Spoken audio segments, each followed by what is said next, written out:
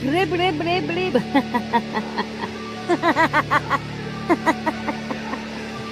Talking about the current topic.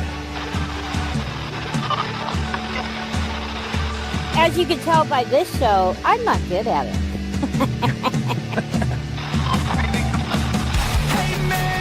Where's that money coming from? Nobody asked that. But I wanted to bring up something first. Ding, ding, ding. You know, this is why we can't have nice things. It's really important to know what's going on. I'll probably get in trouble for saying that. I am a believer of the Rebel Alliance. Here's another distraction for you. This is definitely a shit show. And it's a good question who's running. Okay, we're getting down to the nitty-gritty here. You want it all, but you can't have it. Yes! Wow! Look at that.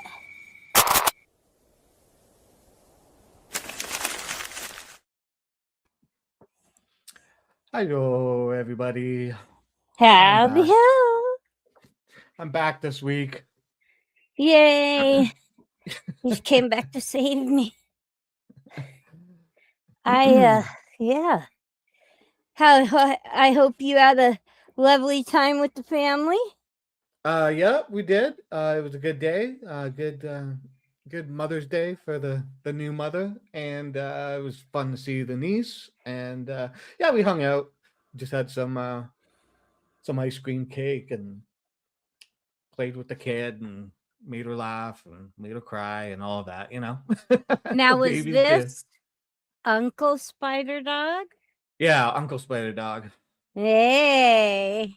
Yeah, she's warming up to me too. Like she would cry like right away, but she was a baby, you know, getting passed around a lot, and she was kind of probably annoyed of it. But now she's into it, and she grabs onto my beard and uses it to stabilize herself and stuff. So it's fun. Playground, hell yeah! Ping. Yeah.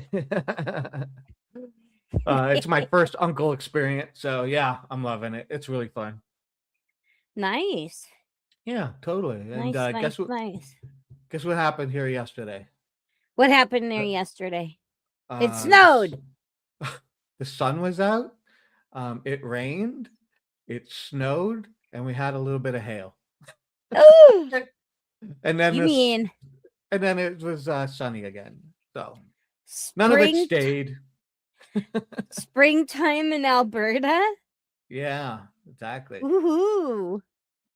Yeah, none of it stayed, but it's just like, you know, the day before my wife had gone out and she bought a whole bunch of new plants and, you know, like flowers and stuff for the deck and out front. And of course, yesterday it had to start snowing, but it was warm, you know, so nothing was staying. It's just, holy cow. So sick of it.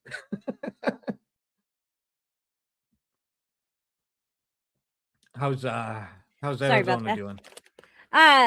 Well, here, sunny, 90, almost 100, windy, dry. You know, it's a dry heat. Yeah. And it's sunny, windy, dry. That's what we get here too. Like in the summer, our heat is dry because there isn't that many like lakes and stuff in Alberta, so it's like it's probably not as dry as Arizona, but still it's like it's a dry heat here compared to, like, I grew up out east in Ontario and Quebec and stuff, and I mean there it's humid and wet all the time, right? So well, as far as my growing years, I would have to say half of them were spent here in the Southwest, in particular, Arizona. And then the other half were in the Pacific Northwest, where, of course, it's liquid sunshine up there. Yeah. Or at least they claim it's liquid sunshine. I think it's more cloudy than rainy. Yeah. 66 and sunny here today. Holy crap. right in the middle She's there. gonna have to put on sunscreen and wear long sleeves and stuff with that kind of weather there. That's like and oh yeah, I didn't tell you, I forgot. My green screen came in. Oh, really? Yeah. Nice. In my quest to be a VTuber, I got a green screen with it folds up. It's like on a wire or Yeah. piece of, Yeah. yeah, and then you fold it up, stick it in the case, throw it in the closet, boom. No way, Lola. What? That's funny. Why do they want to go on strike? Like, are they being like? What's the reason for that? Are they being Yeah. Are they being pushed out or underpaid? something? Like, Yeah. Like, what bargaining power do they have besides? well, That's weird. I'm not even laughing at like they should have a right to work or whatever. But like, yes, what I agree with that. I just want to know what the purpose of the strike tries to achieve in this moment. Like, they want to raise their prices and they're being told not to. Like, I don't know. Well, yeah, I'm a different kind of feminist. I believe that if a woman wants to participate in the oldest profession, that's her damn choice. Yeah, right. I know, totally. I think that's a part of feminism, isn't it? Like, It I should be. mean, I could understand where there might be some feminists who are like they don't like the overall thing of prostitution and stuff, but I mean, yeah, if a woman wants to do it, is it Battery because of the recharge rules, F1 imposed. What the He's joking. I love reading that and I'm like, what? They obviously did put in rules I did Because not they're know about, independent but contractors and want to be treated as got it. Got oh, it. Okay. interesting, Well, interesting. Way to you know, go gig Frenchman. gig employment has its ups and downs. In Las Vegas, in the county in Nevada where it's totally legal, Mhm. they are all considered independent contractors, even working at one of the biggest brothels. Yeah. Um, you know, that's Mustang Ranch, isn't it? If I can remember right, I think it's Mustang Ranch. Yeah, there's that, the They're Bunny all Ranch. independent contractors. Yeah, yeah. And it would be, I mean, think about it this way. How would you determine hourly? Is Receipts. it hourly in the respective actual activity? Or Hmm. is it No. hourly from like start to finish? No, I think you do it like they do with like when you bring your car in to get fixed or something, and it's like you got to put in a filter or whatever. There's just a set price, like it doesn't Okay, well, that's matter. called book price. Well, no, but it's like, look, if you want a blow job, okay, I'm Uh-huh. gonna give you a blow job, whether it takes 5 minutes or 10 minutes, It's $50. it's $50, right? And if I start and you don't get the happy ending, then what? Um, uh, Like that's on you. That's on like you. like maybe dude's having a bad day and he just cannot get to the end with it. You get Or 20%. You get 20% off your next. or likewise, how do you prove she's bad at it? Because everybody is going to have a different like or dislike or whatever. Yeah. See that Yeah, that's she didn't even tickle my balls. Like, come on. right. Yeah, I don't know. Oh my god, Yeah, there's let's a not good one right there. Oh man. That I'm like I all right. There's been issue online. People well, I'll say certain people have griped because they like to call when I'm discussing it geriatric sex. No, yeah, right. Well, Um whatever. and Too I bad. don't So give a sad. to me, I don't give a shit because to me it's like, oh, you jealous because I can get it and you can't? Or, Probably. I mean, whatever it is. I mean, it's everybody's got their own opinion. But in listening to Finkel talk about it, oh, oh, god damn it. No, wow, it was I just was too much. dying. It's I too was much. dying because the way he's talking about it was Hmm. uh I'm not if even I'm sure gonna, he knew what he was talking about. if I'm gonna talk about it, I'm gonna talk about it. And you know, I'm tossing the Latin long words, going down on a woman, box lunch at the Y, eating pussy, whatever. Leave the long ass Latin words out of it because to me that just makes it too scientific for what we're actually discussing, and it's uncomfortable. But saying it in street terms makes it easier. I don't have a problem talking about it. I know people do. No, totally. But Yeah. Oh, bean soup is my favorite muckster. It actually is. Well, it depends on the bean soup, but I like all sorts of different kinds of bean soup. yeah. So,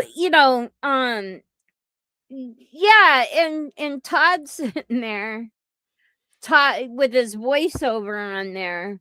I'm like, dude, there's probably spiders there right now. You haven't been there Yeah. because you wouldn't be so freaking uptight on your live streams if you had been up there recently.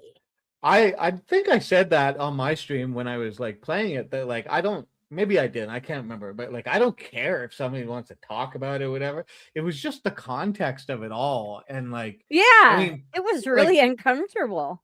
he is misunderstanding what Jeff had said about the experience and thinking that Jeff was trying to be a big man doing it when that wasn't Jeff's intention at all. And then what he's doing is actually the thing he's accusing Jeff of doing in essence because he's trying to explain Well, to like, yeah, him and oh, him and Finkel both do it. They accuse others of the things that they may even be right in the moment doing it. yeah. But I mean, um, it's not like Jeff has never talked about it before. Yeah, But exactly. Finkel, Thankfully. I was getting worried he might have been heading for the store to get a prop. It would have been easier in the Midwest, all those adult stores in the upper Midwest, at least it used to be that way in the 90s. I don't know about now. Yeah.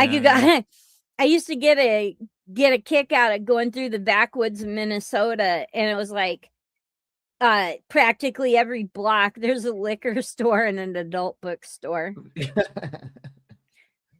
Pun intended. The hate boner. Yes. It's weird. And it's like, dude, you're 60, whatever, 60 years old. Like Jeff's still a young fucker, but he's married. He can get it whenever he wants. Like, what are you talking Like about? he is hard up and jealous because Jeff's got a good thing going when it comes to that. Me and my husband, we don't mind talking about it. It's well, actually, Uh, I don't mind talking about it. I usually end up making my husband blush.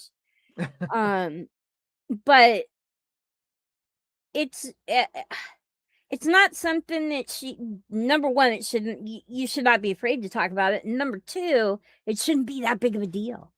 But Yeah. Finkel, because he's Finkel, had to take something innocent and put his spin on it and turn it into something disgusting. Yeah. And like it was some flex or whatever. And yeah, also talk like he was a voice of authority while doing it. Yeah, yeah. I'm like, and like you're a dumbass. Like Muxer says, he was 18. He had just fucking done MDMA and was having a fun night in another country. Like, I mean, yeah. Well, guess what? Guess what? Jeff is no longer 18. I doubt he's doing MDMA anymore, and I bet you he still has a good time. Yeah, I'm sure he does. I'm sure he does. Put that up and stick it up your ass, Finkel.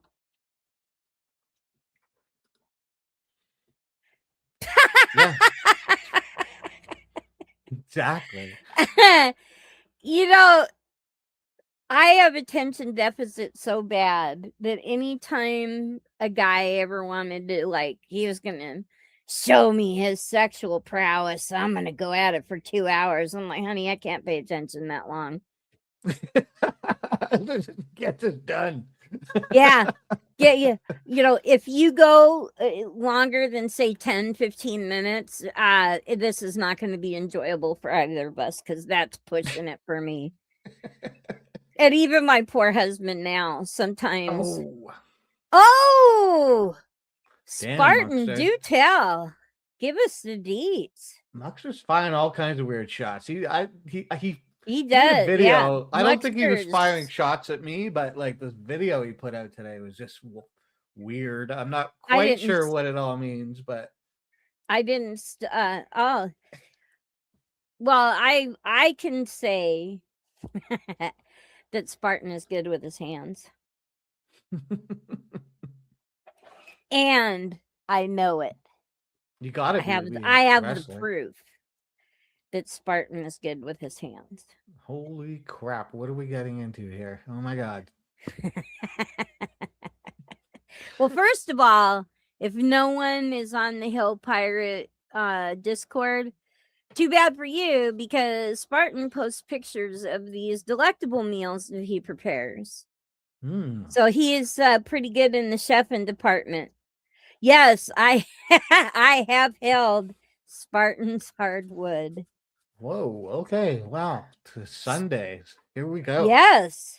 Spartan is the fine craftsman of beautiful cutting boards, of which I happen to have one now. That's true. That is true. So yes, I have lovingly held Spartan's hardwood in my hands. Oh, wow. Well, that's great. There you go. It multicolored wood or just one? It is. Oh, nice. Multicolored wood. Yes. So it's got what I've lovingly called in the past tan lines. Oh. I don't want to make Todd too jealous, but for some men, after their foreskin departs, it leaves a two-tone color. Oh, that's cool. Mm-hmm. So yes. This is great. It just means we're half black. Oh, my husband said, nah, it just means we're half black. Ah. I think he's envious. He keeps saying that he has ass like a black man, and I tell him, no, you don't. Oh, Muxter. Throwing another one. Oh man, Muxter. I'm loving it. Muxter firing up the chat here. He's on fire today. Okay. Yeah. We just make the Spartan and Muxter is we're going. That'd be a great name for a show. Spartan and Spartan. Muxter. Yeah, Spartan and Muxter show, or Spartan Well, and Muxter. I do have Uh, to say that I would love to see more of Spartan because he is quite animated mhm. when he's up. Yeah, And try to get a word in edgewise. Get the fuck out of here. well, sometimes it's very true as well. But he is fun. You Yeah. gotta admit that Spartan is not boring. No, he's pretty hilarious. I mean, I think he's been getting. I mean, Dickbag and I were saying it on my stream. He's He's kind of damn owning funny, you that now. guy. Wait a minute. He's kind of owning you now. Oh yeah, I heard about that. I didn't see what happened, but I saw the owning I up could just of the ownership. gave Muxter more ideas. Anyway, yeah, that whole deal, and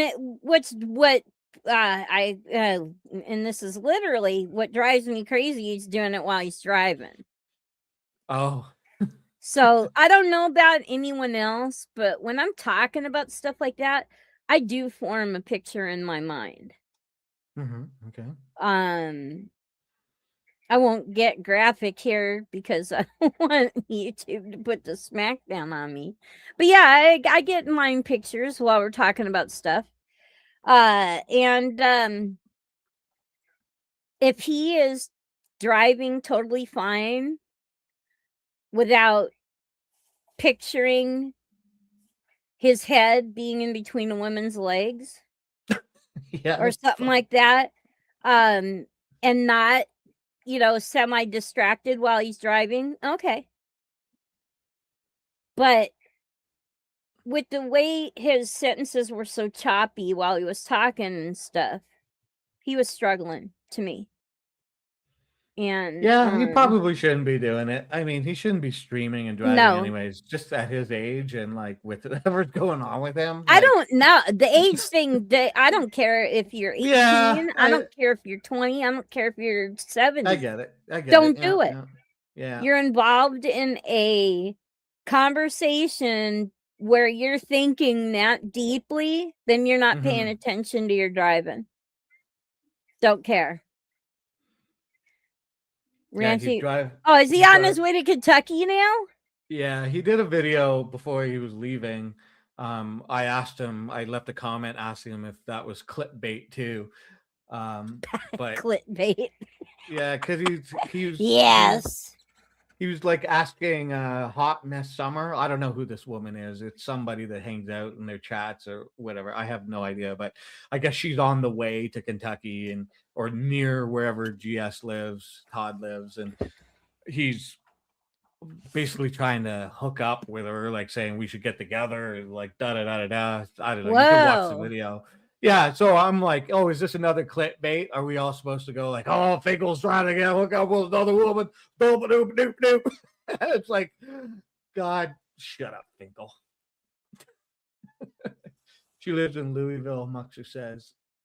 Lola says Lexington. We'll have a Lexington Louisville fight. I'm still trying to figure out what Spartan said. My grandma said to us one day she thought we were stop signs on the road in town. We took her car keys after that. Oh, so I'm gonna assume no stop signs. Yeah. Hey, dickbag. Hey, dickbag. So yeah.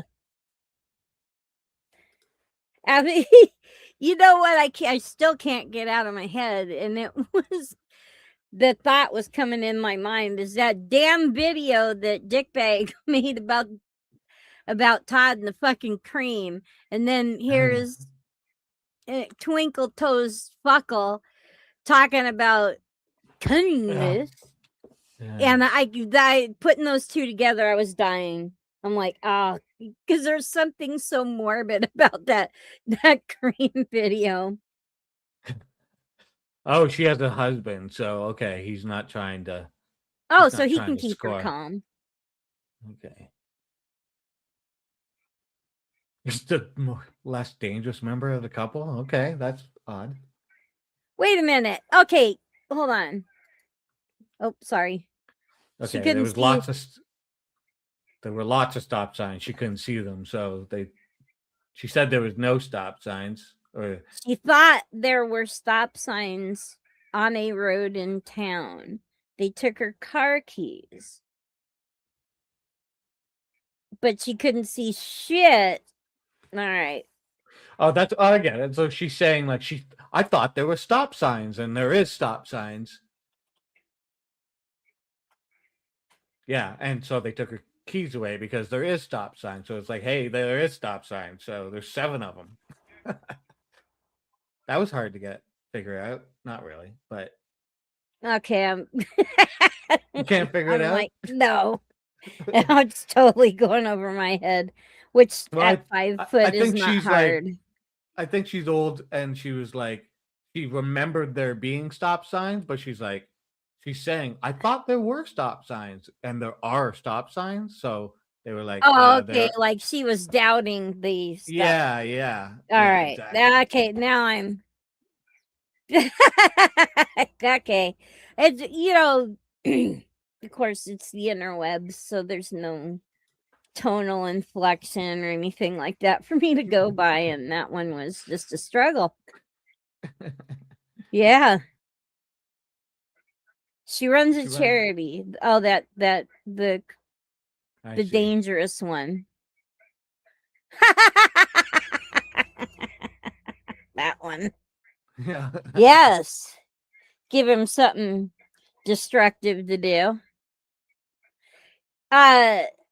She No, must. Lola. No, Lola. Don't. No. Well, you know what?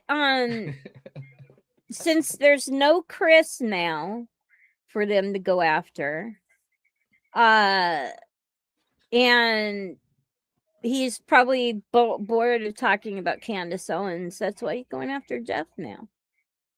Yeah, I guess. I mean, he's still Well- got Rabbit. There's still Rabbit. That's like still on the thing. Oh, he was Okay. doing Boots the other day. Oh, that's right. It was Boot. Well, he's got to Yeah. have somebody to go after to justify his existence. So Yeah, and he'll find it. It's either gonna be Boots, or it'll be Killer, or it'll be Jeff, and then I don't know. It'll be Stone Vet. Yeah.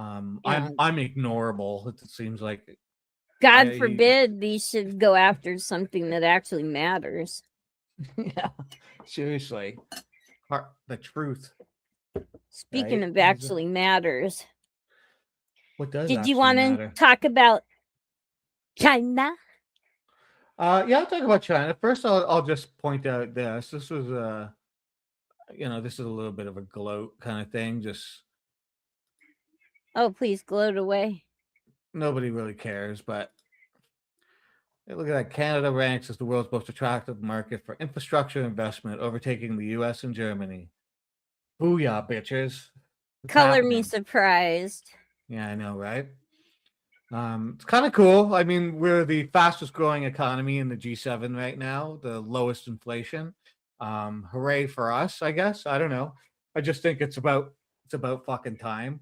Unfortunately, we're gonna like start, ripping up the country and resources and stuff like that. But I mean, Yeah. we have to do it because you guys aren't making it very easy for us at this point. So off we go. I'm Yeah. still back. I'm still back with the dude in Manitoba, the hot boot. Indian. About fucking time, he says. Yep. Yeah, no kidding. Wonder how that could have happened.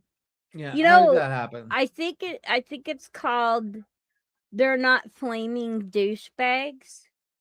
I know that nice people get ignored a lot, but when the braggarts and bravado become too much, then finally, as it should be, nice people are more of a voice of reason and morality than people who have to destroy the world. Yeah. Well, yeah, I mean, it's just And it's nothing new because the people who came over here to get away from British rule brought the attitude with them.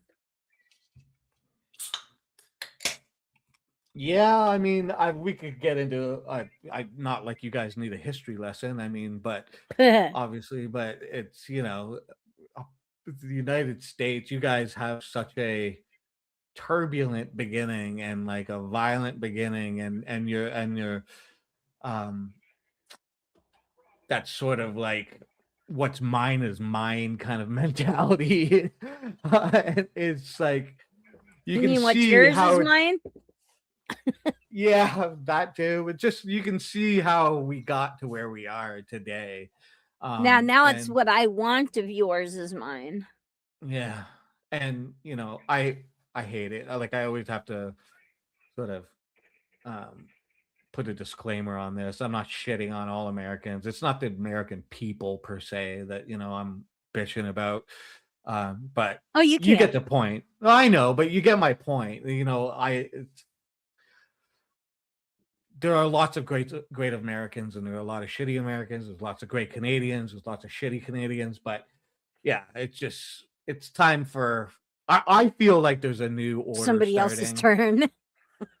Well, I think there's a new order starting. The world is basically had enough of the horse shit that's happening in the United States.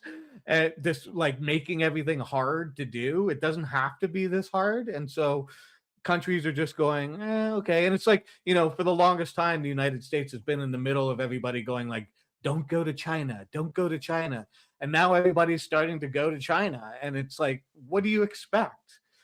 What do you expect? You Yeah. know, Well, also too, um, they're trying. China China has been quietly or sometimes not so quietly in the background building their Oh, commerce at absolutely. the Quietly at the is expense of their people. I'm not going to deny that. oh for sure. Um For but sure. to But easily step up as an economic power. but we're supposed to believe this thing that somehow the United States is not doing the exact same thing. And that's Yeah. bullshit. Well, The no, United States if US is does it, doing it's different. oh, of course, because it's freedom Yeah. and all this stuff, and we're a democratic Right. country and everything. But I mean, Free the same market. the capitalists are doing it at the expense of the people. It's no different. Yeah.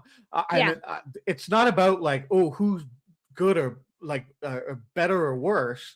It's about who's like stop pretending that it's different things going on. Like I I just I don't know. But there are different things going on because we're not the capitalists. We're the consumers. The capitalists provide and we consume it. And it's through this very unfair power dynamic that they have decided that they know what's best for us. Mhm. Yeah.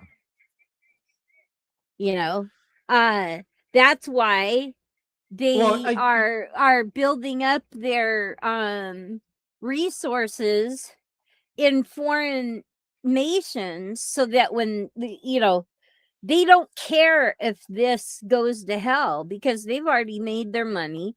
They can move on and go exploit another country because they got what they wanted out of this one, which is the same mentality our government has in going into other countries to exploit their resources. So yeah. we're going to be offended that Elon Musk is doing it to us while we're doing it to another country. Hmm. Or point Make fingers up at your another, mind, people. or point fingers at China. Like it's of Yes. course, you know what I mean? They're the second world like superpower on the planet. And when I say second, I only mean I guess I'm saying that because I live above the United States. But in my mind, at this point, China's ahead of the game by far. And the Western media doesn't like to talk about it and doesn't like to say that, but I think the reality is on the table. I mean, one of the things I did want to talk about was, I hate saying his name, but the orange guy going to China this last week, right? Oh, Velveeta Voldemort. Yeah, that guy. Um, where's my thing? Yeah, right. Here we go. Here we go. Mango And Mussolini. yeah, yeah, he went to China, okay, and the pageantry was insane. Like it was, it's so easy to please Trump, and they know this. Like President Z knows this, so they gave him, all the pageantry that he loves, and made him look good coming in, and contrasting the difference between when Carney was there, and it was literally like the news and everything that was showed was business. It was like people sitting around talking about business, and my guy walked away with billions and billions of dollars in investment into Canada.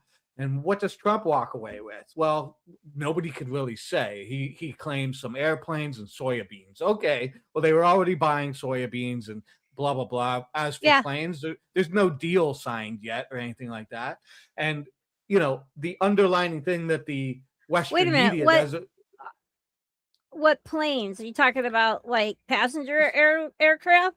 I believe so. I believe it's Oh. passenger aircrafts or something like Oh, that. I got videos and videos on that. But the They are one thing, China is not anywhere near being competitive yet with Airbus and oh, Boeing. no doubt, no doubt, no doubt.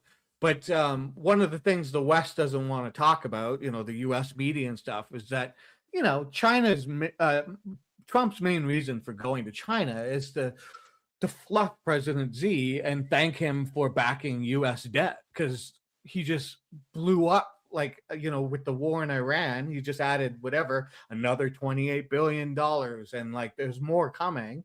And China's the one that's backing all this debt that the U.S. is creating. So that's what he's there for. He's there to fluff, and I don't know. It's Well, don't forget, what did Canada do just a month ago? exactly dickbag. Go ahead. What did Canada do? Didn't you guys enter into some kind of economic agreement with China? Yeah, that's what I mean. Like we've established billions of dollars in investment debt straight into the country. It looks like EVs are coming here and all kinds of stuff like that, right? So, Yeah. and And then Trump is sitting there saying that Jinping was right to call America a nation in decline. Well, duh, who's helping to promote that decline? I mean, yeah, true, it didn't happen overnight, but we don't have to race to the end.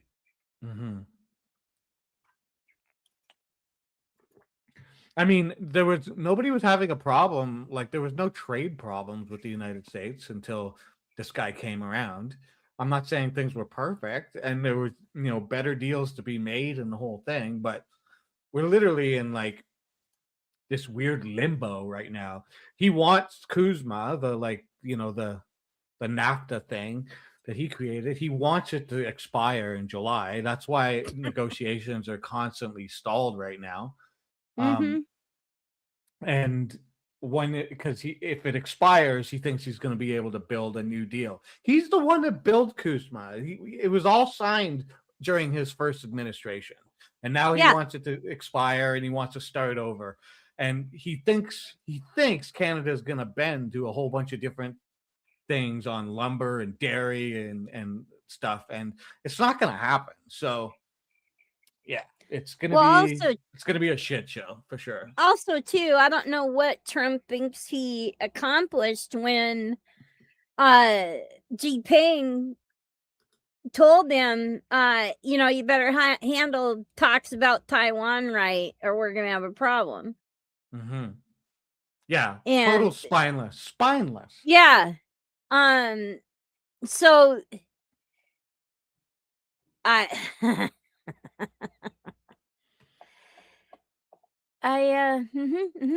Yep. Yeah. Well, look at how he's jutting that chin out, making him look tough. Yeah. Yeah. This moron, this man child, a whole lot of the world is laughing at him, laughing at us. But then he shows up for stuff like this and thinks he's a gangster. Mm-hmm. And he's not. He's a laughing stock. That's why when these negotiations between the US, Mexico, and Canada go on, I kind of think it's going to turn out to be kind of like the rest of this stuff. We're going to be made to look weak and embarrassing while Canada and Mexico control the talks. Yeah. Well, I mean, messing with Carney is gonna be tough because he's like one of the world's leading economists. He's Um, yeah. and he's now he's a prime minister. He's a technocrat turned politician, and he's smart as hell. Like he knows his shit, and nobody here is because he's a liberal, like he's the leader of the Liberal Party. Nobody here is under the impression that he isn't like a conservative wearing an L on his lapel, because it's all of his. You go back like 20 years ago, he could very easily just be a conservative, like prime He's minister. a liberal in name only. Yeah, I mean, he's a liberal.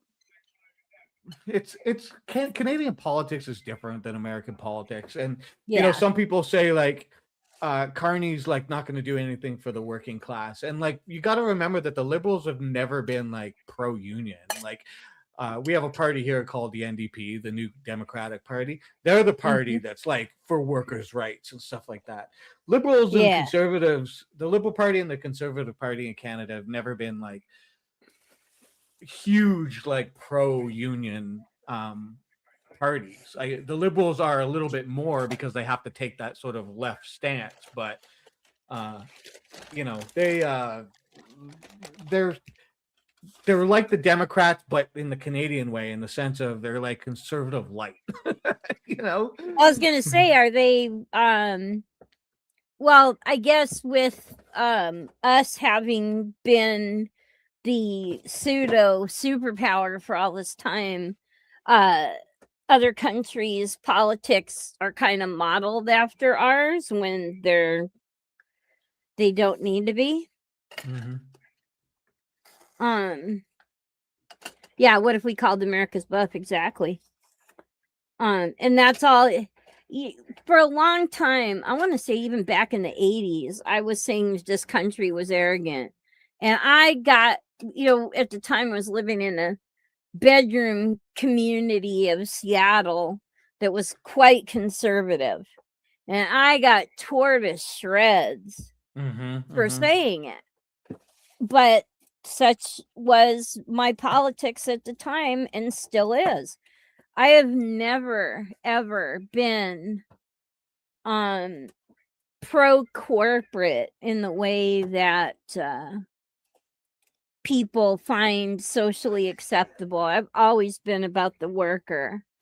I do understand that, put it in a weird way, corporations have a right to exist, but I believe fully that the worker is the spine of that corporation. And in the same way, well, not in the same way, actually.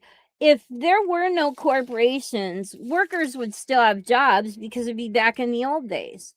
You had your farm, or you had your shop that everybody would come to your place to get their equipment and tools and vehicles fixed, or their wagons, whatever. People will always find a way to work. It's not necessary to have a corporation to do that. But at the same time, if you choose to work for one, that to me is okay too. When I bought my first truck, all of a sudden I became a business owner. I had to run that business. All the decisions I made would make or break that business.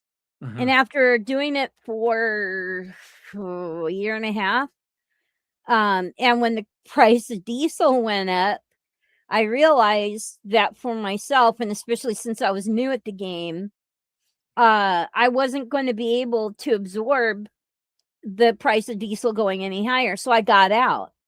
Right. And that was when diesel down here cost $2.85 a gallon. Now it's pushing $6 a gallon. So for me, I got out at a great time. And because of my driving record and everything, it was easy to go to work for somebody else. Right. Yeah. Oh, yeah. You know, I lived in Massachusetts when that guy was governor, and Romney Care was made available in Massachusetts. Yeah. And interestingly enough, he cut it back. Actually, I shouldn't say he, but the state legislature decided to cut it back because people used it. Oh, damn. Well, no shit, Sherlock. You're going to do something like that? Of course the people are going to use it.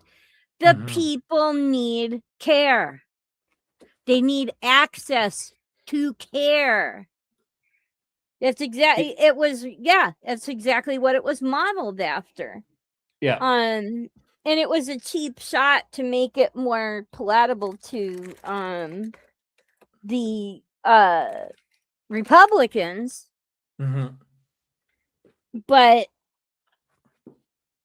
the Affordable Care Act in as a name in and of itself was wrong, because it was only affordable to certain people. Yeah. I have friends that you know, she worked all her life at the same business, got her retirement or pension from there, the whole 9 yards, right? Did what, the whole idea of you work hard and you're going to get rewarded for it, and had to the company, just before she was retired, got rid of healthcare as being part of their pension. So then she had to go on the marketplace, and the only plan she could actually afford to use was one with a $5,000 deductible. Yeah. So being of good health, she took it. And then she got sick. Yeah. And having to pay a $5,000 deductible, which in the long run, it still helped her out, because she ended up having to undergo several surgeries and stuff that she could not deal with. Yeah. And I felt for her, because when I first started having my issues that ended up being cancer, but before we knew that, I ended up, still in significant debt to the hospital, and those are $28,000. I'm on Medicare. I'm on I'm on disability. I'm on a fixed income, and they think I'm going to be able to afford that? Yeah, no. Not possible. It's I've heard Obama talk about this. We might have even touched on it on another thing, but it's where he was saying, when he was working on the healthcare plan, there was what he would love to have done, and he said, what I wanted to do, what I would have loved to have done, I would have brought to the Republicans, and it would have never passed. It wasn't going to happen. It would have been akin to universal health care, and it's just he knew that wasn't going to be possible. So he had to find something that was going to at least get more people onto a plan, so that more Americans at least had closer access to healthcare. And hold on, let me interject something real quick. Even when there was a Democratic supermajority, they still said the same thing. I know. But I think what he's talking about is the time constraints, because it's like you don't know how long you're going to have that majority and all and things like Obama that. was a corporate Democrat. Yeah, oh, for It sure. didn't matter. It wouldn't have gone through anyway because he was Mhm. a corporate Democrat. Yeah, absolutely. And don't forget how many wars he got us into True. and used so much of our bombs and stuff like that. We almost ran out. So, I you don't know, want to make it I sound like I'm promoting Obama here, but it's just it made sense to me in this in the reality of bringing in, like, it was like, so he decided we'll rework Romney Care. It's essentially the same thing, yeah, and yeah. at least we'll get whatever, I forget what the number was, 27 million more people will have a healthcare or whatever. I forget what the actual number was, and at least it's a step towards something. But I don't know. I'm Well, not American. And when they first were talking about it and talking about how many more Americans are going to get on the healthcare plans, I was thrilled. I thought it was great. Anything that is helpful to the people, I'm all Mhm. for it. What I didn't realize is as part of that bargain, I was going to lose part of my health care. Oh, right. So that's why I call it the Unaffordable Care Act, because a lot of us that had Medicaid got kicked off of it. Yeah, I So guess. I went from having total care for everything to care only when I could afford it, based on whatever was available on my Medicare that I could pay for. Because Medicare was 80/20 for a lot of stuff, plus copays. And when I had Medicaid with the Medicare, everything was covered. Mhm. And right now, it's only through the good grace of my husband being retired retired military, that I'm able to be on TRICARE Medicare is still my main insurance, but the TRICARE backs up everything that used to be backed up by Medicaid earlier on before Right. the ACA was put through. Right. Right. And it galls me that our government, once you've been in your elected position for 5 years, you get to keep your health care. That cushy health care plan that Yeah. our congressional people have. Yeah. And to me, it puts them totally out of touch. How can you stand there and say, like Clinton back in the day when you were talking about how, actually I have a meme for that. I have a meme for that. Let me see where it is. Because it's sort of true. Oh, here we go. On the economy, right? There we go. Clinton, I feel your pain. No, you don't. Yeah. Biden, too many Americans are living paycheck to paycheck, unable to breathe. Yeah, sure, buddy. And the same thing with Obama. And then here's Trump's recent comment, of course. I don't think about Americans' financial situation, not even a little bit. We know. That's obvious. Yeah. Duh. The great rutabaga in the sky. So to me, these are all just platitudes. Doesn't matter, blue or red, conservative or liberal, whatever. They don't give a rat's ass about us, except when we vote. That's Yeah. the only time they care. Because how many times did Democrats promise Just elect me and we'll codify Roe v. Wade or this or that. Never did. Never did. Because none of these politicians believe in giving you concessions. None of them. And it just, so yeah, let's go to China, right? Spend all that money going to China while the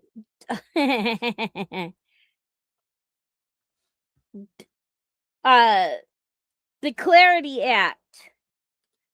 I was in the process. Yeah, go ahead and roll those. Roll that beautiful bean footage.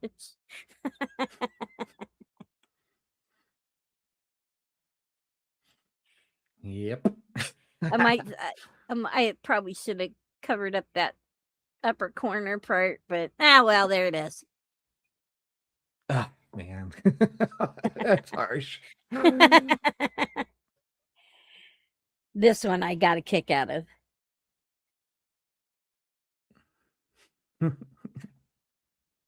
This slime ball, calling Americans lazy and all this kind of crap. What? Because you can't beat them when they don't work hard enough for you. Yeah.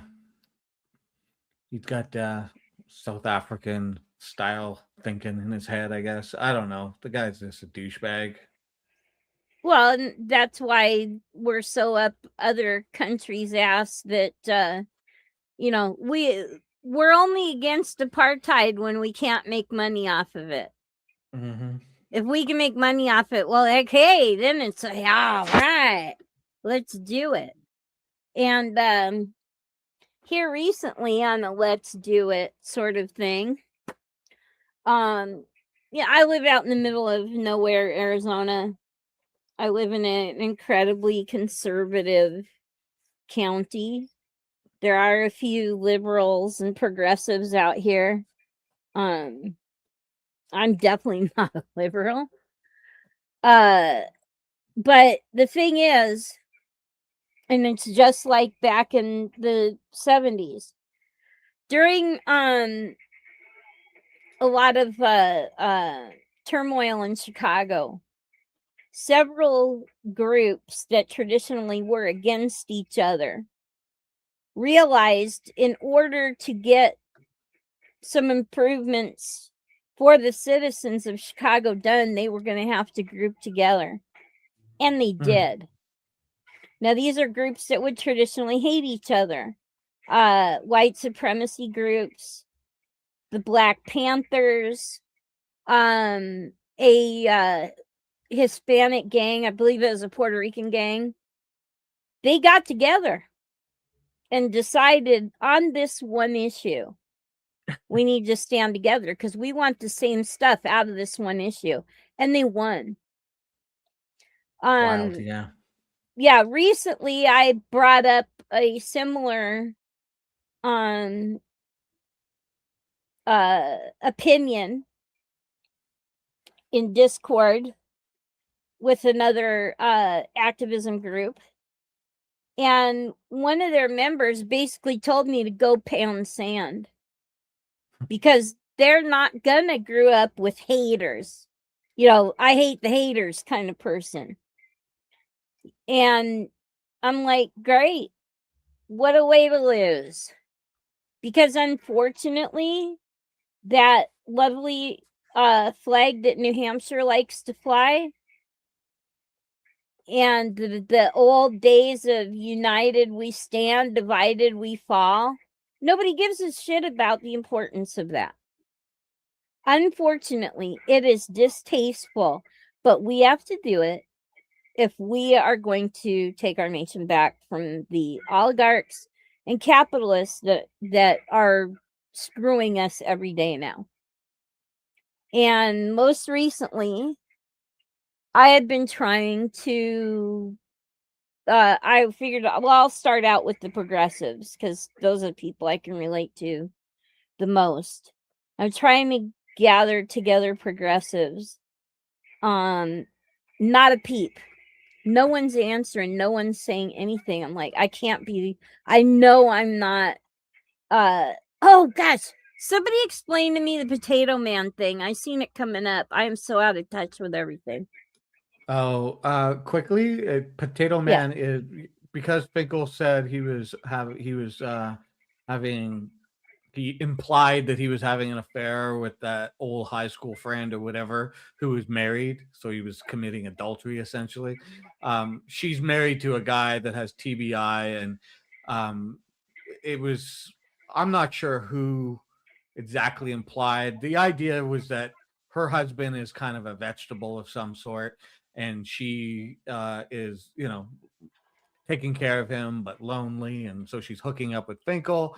And I believe it was Miller that came up with the name for her husband as Potato Man, and that's where Potato Man comes from. That this Okay. this husband who's has TBI and being taken care of is Potato Man, and Finkel's fucking the wife, but he's not actually fucking the wife. That was all clickbait. It's complicated, I know, but that's who Potato Man is. You get that? Okay, got it. Yeah, He's a vegetable, he's a vegetable, or but presumed to be one. yeah, Okay, yeah. so a He guy may not be. Yeah, so a guy that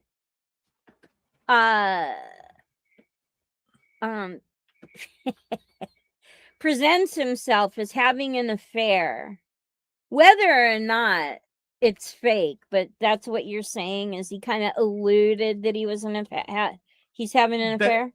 Well, yeah, exactly. Okay. So he's going to stand and talk about Jeff as if he's a moral compass. Someone explain that to me. Yeah, exactly. Explain it to me. And I don't understand why he doesn't want. He would rather the whole thing be clickbait, and he's actually just still blue balled and blue pilled, and and rather than people believing that he's getting some, he took all that away and basically was like, no, it's not happening. I'm just kidding. Yeah, it doesn't make none of it makes sense at all. No, it doesn't. What I think happened was he was like nudge, wink, winking with Todd, saying, "Hey, I've been hooking up with this old high school sweetheart girl or something like that," and everybody was like, "Oh, Finkel's getting some Finkel's," and he was like, "Yeah, she's married." He told a little bit too much information, and then once we all got our hands on it, we were like, he's an adulterer. Of course we were. Like we're gonna run with that, or people are gonna run with it, right? Because it's funny. It's YouTube. Like, don't tell everybody your business, right? And then what I think was that he's innocent by hiding in plain sight, so nobody's gonna see it.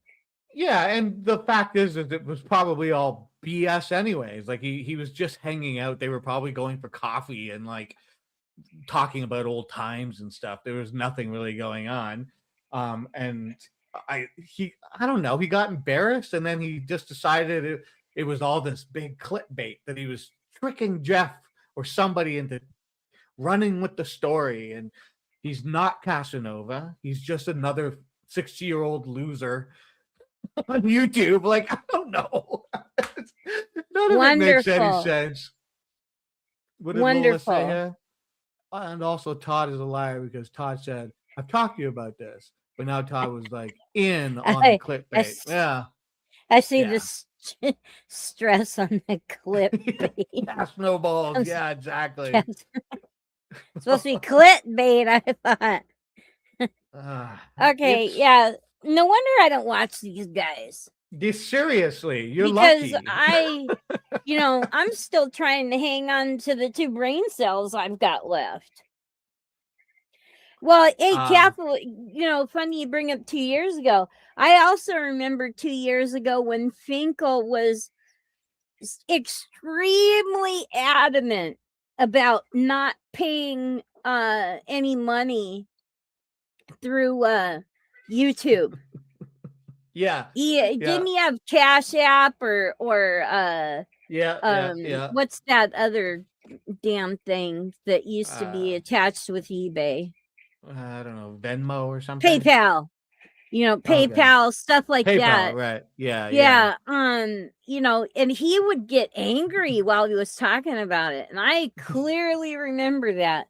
And now Yeah. it's like, yeah, you're gonna pitch $500 over to I know. twat. That's crazy. $500 and YouTube gets like whatever. Like that's a lot of I it. should make an adult, and by adult I don't mean porn, but adult by definitely over 18 series, and call it Fuckle and Twat.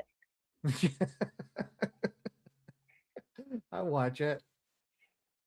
I wish I had the humor, but yeah, of no job money. Is he still saying that? I think the only reason he's doing that is to keep Todd restrained a bit on the begging for money with him. Yeah, probably. I don't know. I can't even believe that I just had to try to explain that whole story. Anyways, it's so ridiculous. You mean you can't believe there's actually somebody on YouTube that doesn't watch that bullshit? No, I'm proud of you for not watching it. It's I just can't. that I can't. I so want to, like, I want to do like a character study on Todd. So I asked people for clips, which thank you very much to those of you who gave me clips. I have to do it that way because I try watching, and I think I maybe make it 3 to 5 minutes, and then it's like I gotta go do something. yeah, Having that's what normal people do. Sitting on the toilet with constipation is more pleasurable to me than watching these guys. Yeah, you're smart. I just can't do it.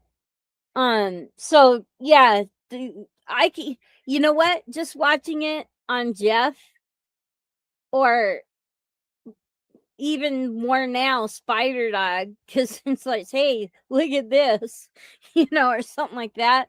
That's all. I can't even go to these other channels and watch it because I kind of in a way don't like those people either. And Muckster, I will watch Muckster, but I need to train myself. It only took me well, no, I still have trouble even with the time of my own show. Half the time Spider Dog's gonna remind and I thought I was gonna be a big girl this week, and I set up my own schedule, and then I was like, or no, it was last week. I had to have him fix the time on it because I still can't get it right. So for Muckster, I find out like right before the show's ending when I log in to his show, and I feel, I'm sorry, Muckster. I'm apologizing now. But I can tolerate Muckster. And there are tons of other channels I watch. Tolerate Muckster. I like the way you said that. You can tolerate Muckster. Yeah, I can't tolerate him because taking shots at him there. We all tolerate Muckster. Hey, I've done pretty good. I've logged in 2 weeks in a row to watch his show. One of the times was, of course, right before he ended because I just missed it. Hey, Megan. Oh, Megan's there. Yay. Hey. But, well, and also, too, Muckster's got cool videos that he does, too. So, of course, I'm going to watch him. But, yeah, these other guys, I just can't do it. Fair enough. I know, yeah, right? Muckster being the normal one. Who knew? Yeah. Here we are. Well, yeah, back in the day, like 2 years ago, talking about Finkel, Muckster and I were going at each other in Finkel's chat. Right? And I'm like, I can't, I do believe that Muckster came really close to telling me to fuck off at some point in chat. And yeah, Muckster is the voice of reason, turns out. I feel like I don't know. Like as soon as Finkel started to go weird, Muckster's The humor accident. started. Yeah, Muckster's humor started to make more sense to me, and and then I realized it was like I think Muckster and I are pretty much on the same page with a lot of things. Muckster knew something the rest of us didn't. Yeah, and now it's like it's just it's glaring. Like with Finkel out of the picture, it's like oh yeah, Muxer was the cooler one of the two for sure. I think he was being held back by Finkel. Yeah, and then he would like have to escape, and he lashed out on occasion, like when he Yeah, tore up yeah, Strato. exactly. It wasn't his fault. It was frustration. Okay. Yes, he just had to vent it. That's what it He was. he was being held in the Muxter in the Finkel box, and he couldn't be his full self. Yeah, Megan Muckster is you either like him or you don't. I think. He definitely has his own pace about things. Mm-hmm. I happen to enjoy when he and I talk about back in the old days sort of stuff. Because all you young people that I'm surrounded by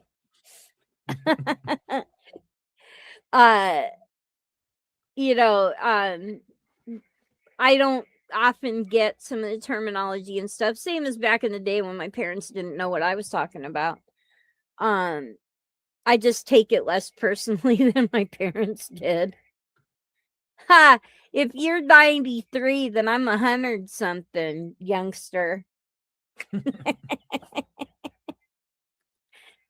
I stole that, I Lola. think I think Muckster's a lot of people's spirit animal now. Yeah.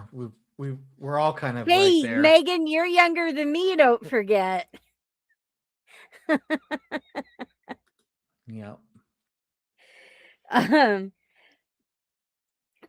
yeah, you I'm should. 51. You should feel special. Cuz Muckster's got me by a few years. I'm ahead of Finkel by about 6 or 7 months.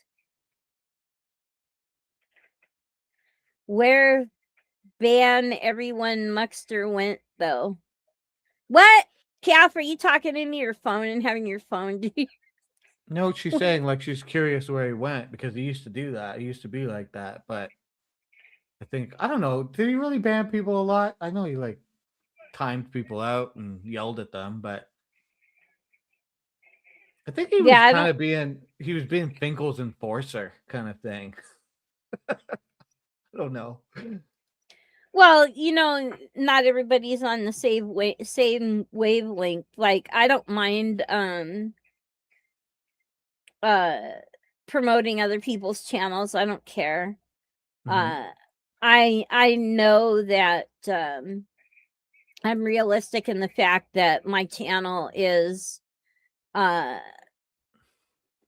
low population watching, so to me, yes, Cap is a he. Male. He's Did got I say two. she? Did I say Yes, she or you something?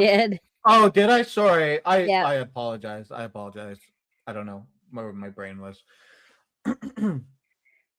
So, yeah, I get it, but he Muckster that day was not having it. Yeah. Sorry. Yeah, sorry. I don't know why my brain's all over the place, when I'm doing this. Yeah. What was it? Hold on. I'm missing something here. I don't know. Uh-oh. I'm having a brain fart. Your marbles? You missing your marbles there? Yes, my marbles. No problem, Megan. It was fun. I enjoyed it. What? Do She's one. leaving? No. Oh, yeah.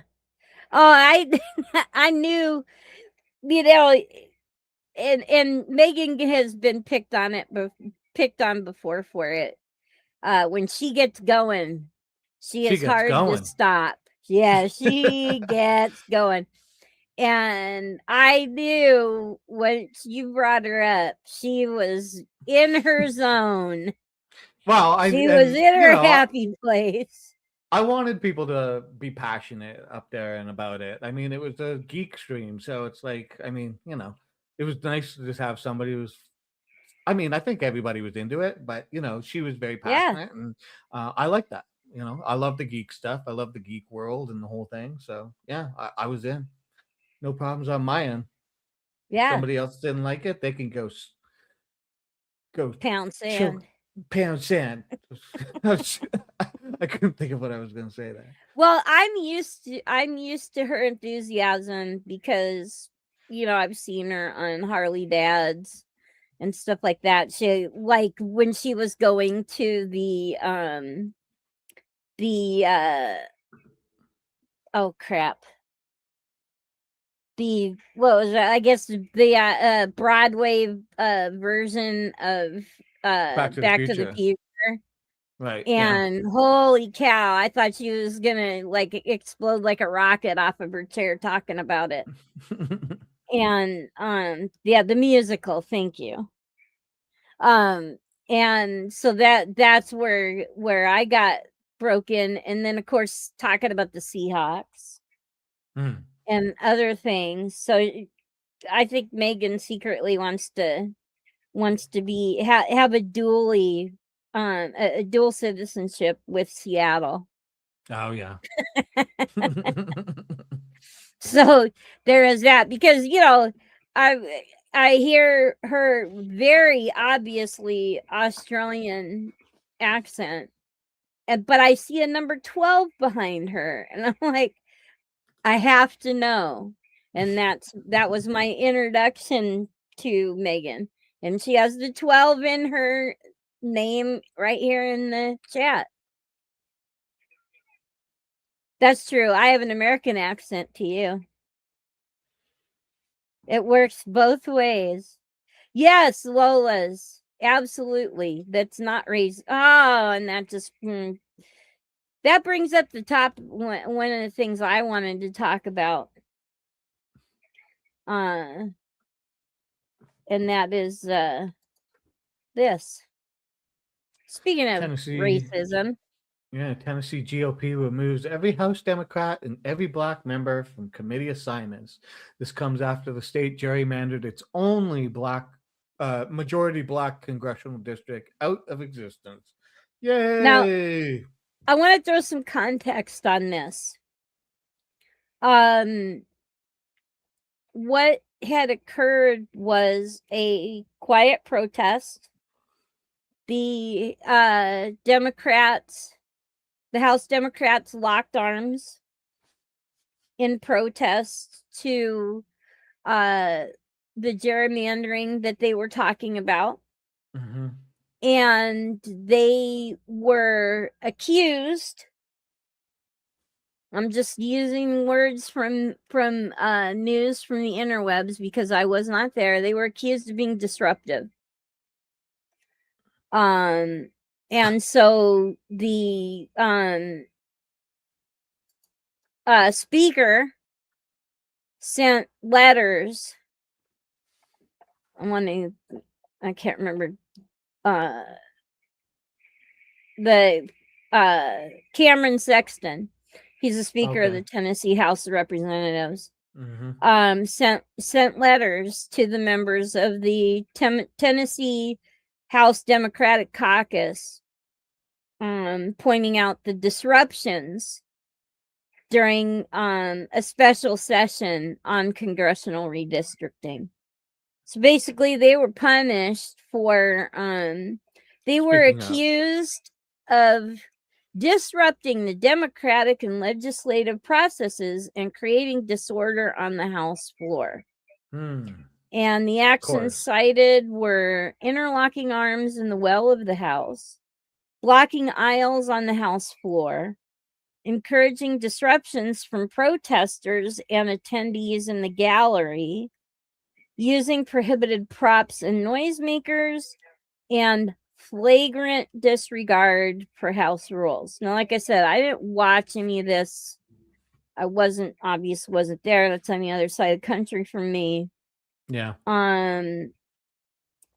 Then during the demonstrations, some caucus members were accused of passing out earplugs to another Democratic lawmaker during the demonstrations. So they received individual letters removing them from all standing committees and subcommittees of the House.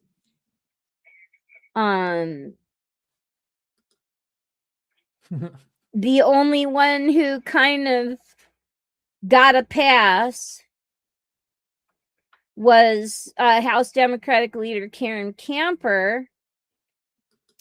And the only reason she got the pass was as She far as voted properly? staying on the Government Operations Committee as is required by House rules.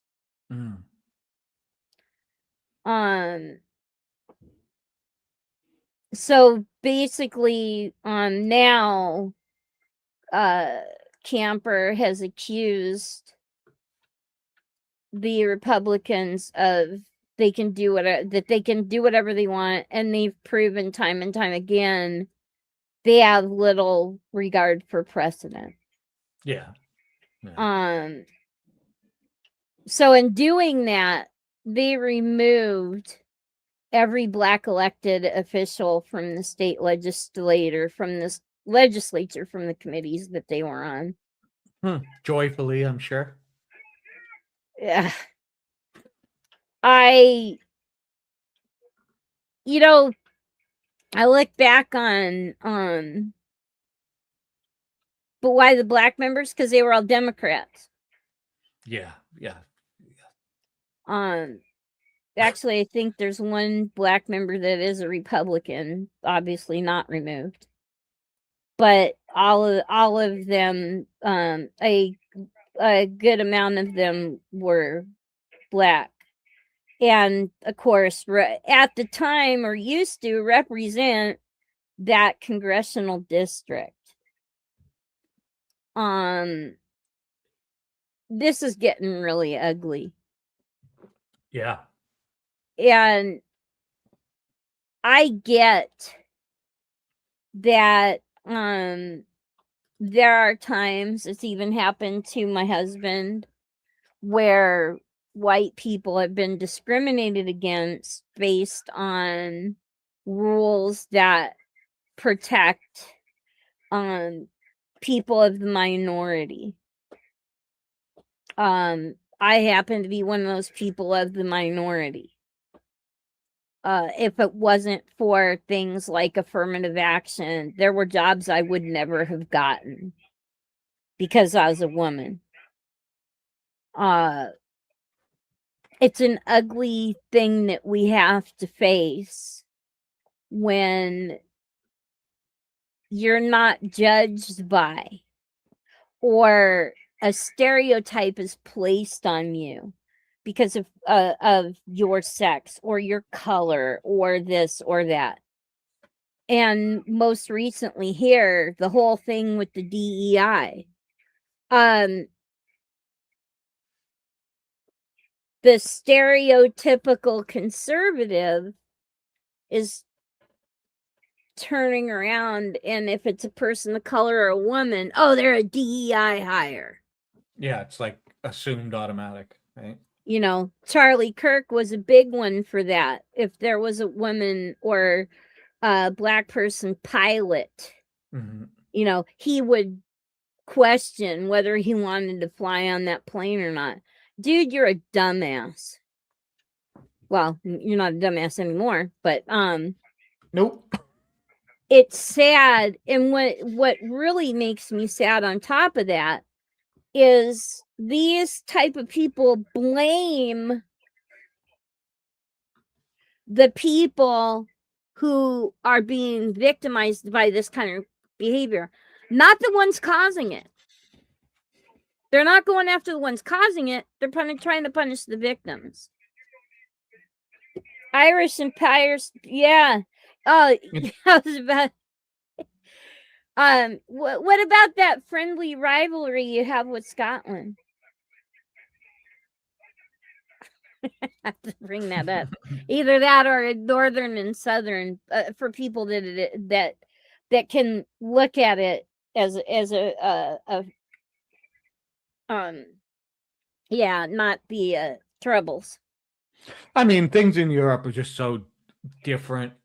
Yeah, It's culturally different because of history and everything like that, right? It's more like England. Yeah, it's I more mean, England. the United States is hitting its 250, okay? Like, and meanwhile, the Oh countries yeah, in England have been there for, many more thousands of centuries. years. Many more centuries, depending on which ones we're talking about. But yeah, it's the United States is still a baby in the grand Well, scheme of things. yeah, but while the country in its creation is a baby, this thinking, some of this crap that was brought here is thousands of years old. Well, yeah, And true. I mean, the the human condition idea maintains. that you have to dominate another group because you think you're superior to them. And, we haven't learned yet as human beings, have we?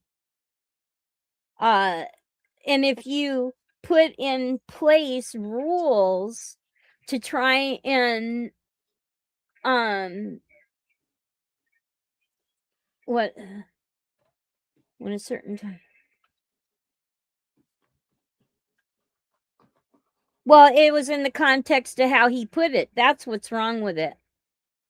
If he even had the basic idea of how an aircraft pilot is hired and the qualifications they have to go to sit in that seat, there would be no question. But he brought it up as a question of if it's a woman or a black person. There is no DEI hire when it comes to a pilot. Yeah. Absolutely none. And anyone who thinks that don't know shit about it. Do your homework. And if I sound offended by that question, I am. Because you're dealing with somebody who knows a shit lot about Yeah, I do. airplanes and I do. and the whole industry and all of it because she loves planes. Oh, he did. Oh, so yeah, Kate's trolling. Okay. He's trolling. That's He didn't word. No, he worded it how he wanted it, and I call him out for it. I know my words hurt your fifis. I'm sorry. It's all good. But yeah, it's just, the thing is, I feel badly, and I will call out people like that for being stupid. And that's what it is. They're being stupid. And Charlie Kirk was as dumb as any of them. So, if you want to go by the fact that, person got hired because they're a woman or they're black and DEI. Nah. He could have said it nicer. He could have said it ruder. It wouldn't have mattered. He's still stupid. And the fact that you are not recognizing the purposeful ignorance in the way he said it. Yeah, okay, buddy. You run with that.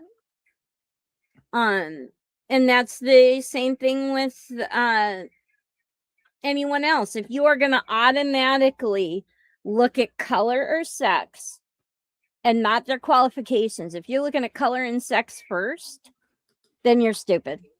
No, we just wrong. Yeah, actually, he was wrong. Yeah, he was wrong. That was the thing. She just told you that's the whole point. But you go ahead and keep trying to twist that to try and make yourself. You don't know anything about it. Oh, and also too, the other thing about DEI, you know who else it protected? Veterans.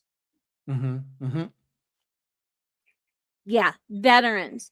So veterans got screwed by this same thing.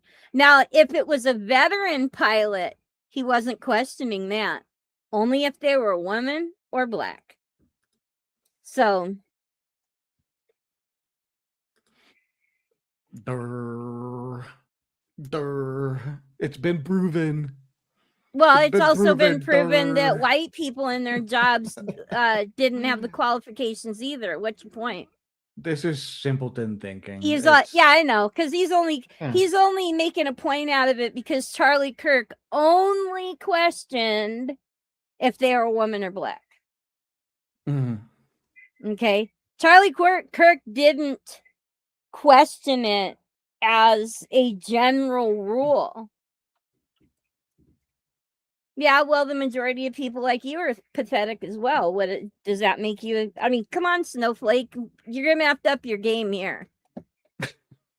Seriously, you know, if you want to go ahead and keep being the Snowflake, go right ahead, bud.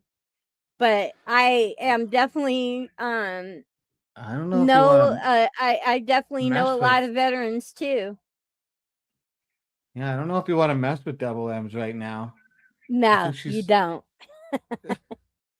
You don't. You're in the wrong boat here if you want to try and put your Snowflake Challenge. accusations at. Oh, we're bashing whites. Oh no! Oh, by the no. way, wait, hold on. Poor By the Whitey. way, if Poor you're Whitey. gonna put yourself out as smart, you might want to up your spelling and your grammar too, buddy. You're Oh. bigot. Ooh. Come You're a on, bigot. hun. You're I know. bigot. Like I said, this one's got to up his game. It's gonna be a fun Sunday, I think. Yeah, How it happened here. I know. Let's not forget about that Christian community in Iran I or know, right? the Christian community that was in Gaza that Israel decided to blow up. Let's not forget that one either. Yeah, true. Oh, come on, Kfar. Are you serious? Oh, buddy, are you bored? He's bored. Recognize that sentence there, how it was worded? Yeah. Just change that troll changed just colors, that's all. Oh, wait. Oh, excuse me. Colors? Uh-oh. He's white. I'm bashing him white. Poor Whitey's You... feeling a little bit hurt right now. Where's MST when we need him? His buddy is here. That explained it right there. Yeah, Snowflake. Anyway, so yeah, with the context of this, there was a protest. They didn't. I'm sorry, you woke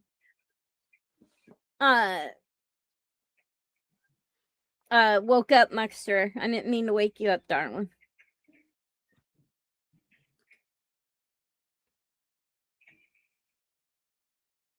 Of course they did. Yeah, to make a point. But you won't hear about that here because, we have our favorites that we pick out. Our golden groups, our golden children that we have to put on a pedestal and worship because that's what's acceptable. Mm-hmm. No, not in this not on this channel. Nope. If we're gonna make it oh yeah. Darn it, Buxter, and we were talking about you too there for a while. Yeah, we were saying nice things about you, buddy. Make me spurg like Todd? No, I don't sit there and Oh, are we spurging for him? Oh. No, the victim is in chat because if they didn't feel victimized, they wouldn't feel so moved to word it. Yeah. Where? Would you like a tissue, hon? Somebody give him a tissue. So anyway, yep. So according to the speaker, all those damn Democrats were protesting. We have to remove them from everything. I don't know if this has happened before. To me, this is the first time I've ever heard of this happening. I feel like I've heard of something similar happening, but I don't know. Yeah. I'll ask ChatGPT. You know, to me, I would have handled it differently. Like, don't they have stuff like censoring and things like that they can do? Like, do a temporary thing. But I don't know to what extent, because like I said, I did not see video of this. Mm-hmm. But for me, this is very I think it just seems like over the top. If they were doing something like a January 6th thing or something like that, yeah, I could see it. But locking arms in protest, I don't know. So anyway, there's that. I think it's nut. Yeah, legit. And wouldn't that also fall under First Amendment? You'd think, I mean, there's house rules. They're going to be interpreted by whoever's in control at any time to suit whatever narrative they need, right? Like, Yeah. it's very obvious that things like the First Amendment get thrown out the window when a party in power decides that something doesn't suit what they want to be happening. And where's Mugger when I need him? Mugger, where are you? Let's see. What was the other one? Here's what I just got off of ChatGPT. It says, because I asked it if anything like this has happened in other states before, in the legislature. It said, not exactly in the way Tennessee just did it, at least not what it could find. What happened in Tennessee was not technically removing Democrats from the legislature itself. It was the GOP House. It was the GOP House Speaker stripping all 24 Tennessee House Democrats of their committee and subcommittee assignments, except for any committee spots protected by House rules, which you kind of touched on. That still lets them vote on the floor, but it guts a huge part of how lawmakers actually shape bills. Reuters describes it all as Democratic lawmakers being stripped of the committee, subcommittee assignments after protests over redistricting. So, yeah, okay. Well, in kind of in a way that is a different way of redistricting, because redistricting is weakening on the vote, and by doing this, it weakens these elected officials of being able to protest. To put forth legislation that would help their communities. Right, because they're not on the committees, so totally. And you're pretty toothless if you're not on a committee. Yeah. So, and I want to reiterate here, I'm pretty sure that Double M's isn't a hardcore Democrat. So I'm not a Democrat. That's what I mean. Like, so there's no one side over the other side bullshit happening here. We're just talking about what we see, and that's the way it goes. Yeah, and I won't even align myself with liberals or conservatives. So, okay, you go get the article that you want us to read, and we'll read that article. Go ahead, get the article you want us to read. What article? I'm not even reading. I looked up an article that described from the speaker's point of view what happened. So what victim narrative am I pushing? And usually we put the articles that we get information from in the here, let me grab. I'll pull the descriptions. Yeah, I'll pull this up for you, Sweet Pea. Since I'll read whatever article you put up, and I'll have whatever opinion I want of that article. Simple as that. This isn't. We're not the news here. We talk about it. We talk about it. There you go, Sweet Lumps. Once you look that one up, because that article is mostly from the House Speaker himself. So go ahead and push that narrative that you want to accuse. I keep wanting to call him K-Fart. I heard you say that. I wasn't sure. What you Yeah. meant. No, this is a social commentary channel.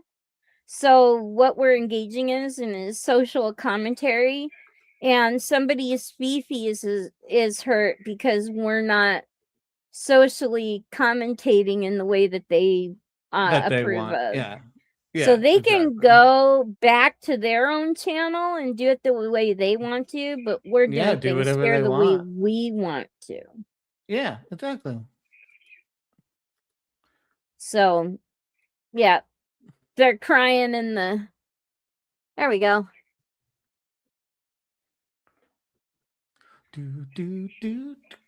Tennis House Democrat removed from committees. I'm gonna read Yeah, it. hey, there's Bugger. Yeah, I know. This guy is He wants attention. He's getting his yeah, he's attention. His Sunday bored. afternoon attention. Oh, it's okay, He's- buddy. It's okay, Yeah, buddy. Do you have your own channel? I'll come watch. I'll come watch if you have your own channel. we've probably already seen it. That's why we're not there.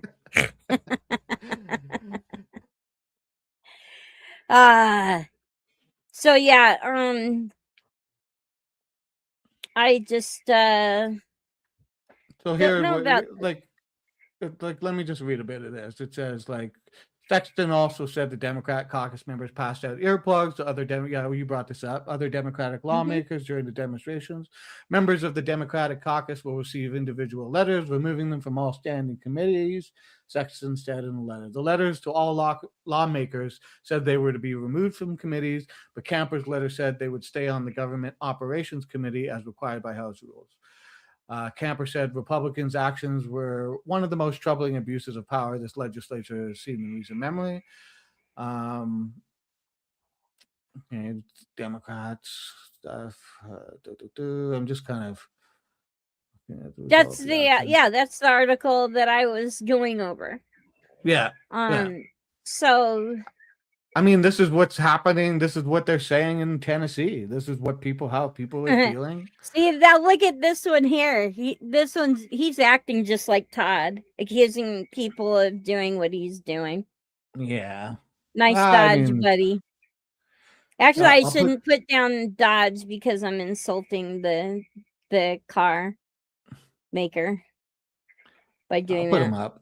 Spurg. I don't think anybody's spurging, bro. I think we're just chatting. And anyways, I think that's about enough for you. Chat can take care of you from this point on. Well, sorry. Well, I meant to do this one first because the fine line from Princess Bride, and then I don't think you know what that word means, Mr. Whore. You know, I find it insulting he's using that last name and reducing the value of that last name, especially when it's from the last name of my favorite Beastie Boy. Yeah, seriously. Bam. Bam. How dare you? How dare you? Yeah. Let's see, what was the other one? What did I? Oh yeah, do you get the video up for Oh yeah, I do. Something else incredibly concerning. That let me share a screen.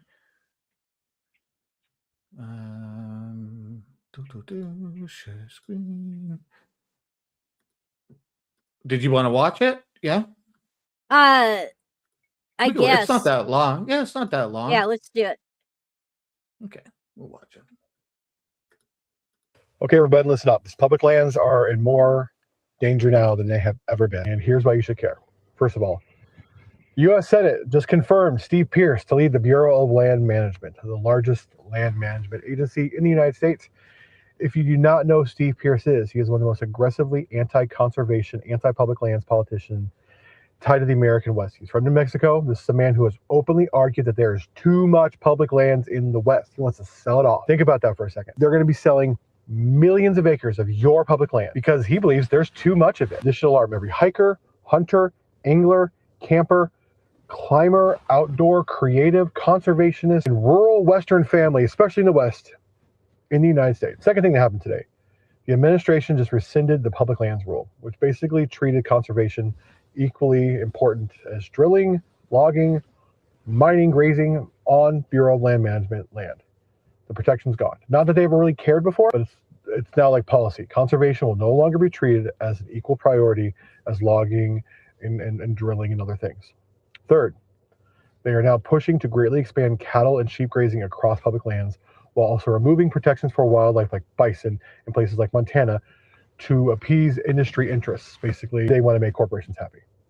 And before somebody says this is not political, this affects conservatives too. This affects hunters. For sure. This affects anglers, people who love to fish.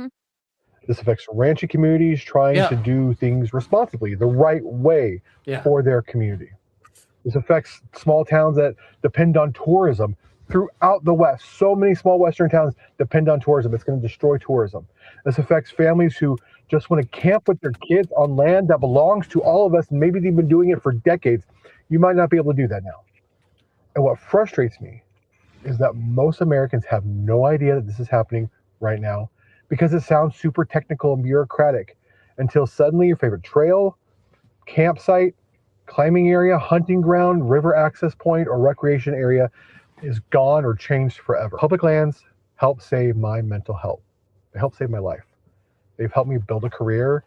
They belong to all of us. And right now, they are under a very real threat. So right now, we need to put pressure on our congressional representatives as the election gets closer to not let more things continue and let them know there will be consequences for them come November, especially in the House of Representatives and many of your senators, that we will not forget what they do to our public lands and they should vote accordingly. Okay, everybody, listen up. This public. Yep. As a frequenter of public, they, Ocean, there is a law that when federal land, and like, so I said there is, but I want to be a little more correct on it. Federal land is taken out of use, and this is like military bases, federal property. I'm not talking public property, but when federal property is basically mothballed, the options are you either give it to return it to a local tribe or tribes, or you turn it into some kind of a park. Right. Most of the time it gets turned into a park. Some of the land, like if it's in an area that there might be some profit to be made, it might go through years of litigation before a decision's made about where it's going to go. There are occasions where it's successful, and I believe I want to call it Morning Star in Seattle, part of which the movie An Officer and a Gentleman was filmed. That was returned to the tribes there. So on occasionally it does work, but yeah, most of the time it gets ignored. Now, public land, it's a little bit different. And a lot of public land these days, is particularly out west, is being taken and used for solar farms. Okay, yeah, right. This is starting to people are I won't say that there's pushback, but there are concerns. Especially because one of the things that can happen out here is hail. And right. Yeah. you know, they're spending hundreds of thousands of dollars and putting up, you know, 1,000 solar panels. Then you get a big western hailstorm come through. Now, not only do you have a publicity nightmare, but you also have a hazard nightmare as well, because solar panels are considered hazardous waste. Yeah. When you're not supposed to toss it in the garbage. So there is a solar farm that went into place. I can't remember exactly the name. I think it's called the Valley of Fire. Yeah, they're very toxic. The heavy metals and stuff that are made to make solar panels. This is people. Green energy is really a not an accurate term to use, because people don't realize what it takes to make that green energy. Alternative energy would be a better term, I guess. You know? And I come to you as a deep lover of my solar panels and my lithium batteries, my portable power station that I can take anywhere I go, pretty much, and not have to hook up to the grid. There is unfortunately bad and good in a lot of the things that we do, and you have to weigh, you know, what is most important to you. But there is a documentary that you should watch. I highly recommend it. On the people behind, one of the people behind it is let me hold on, let me see if I can find it. Let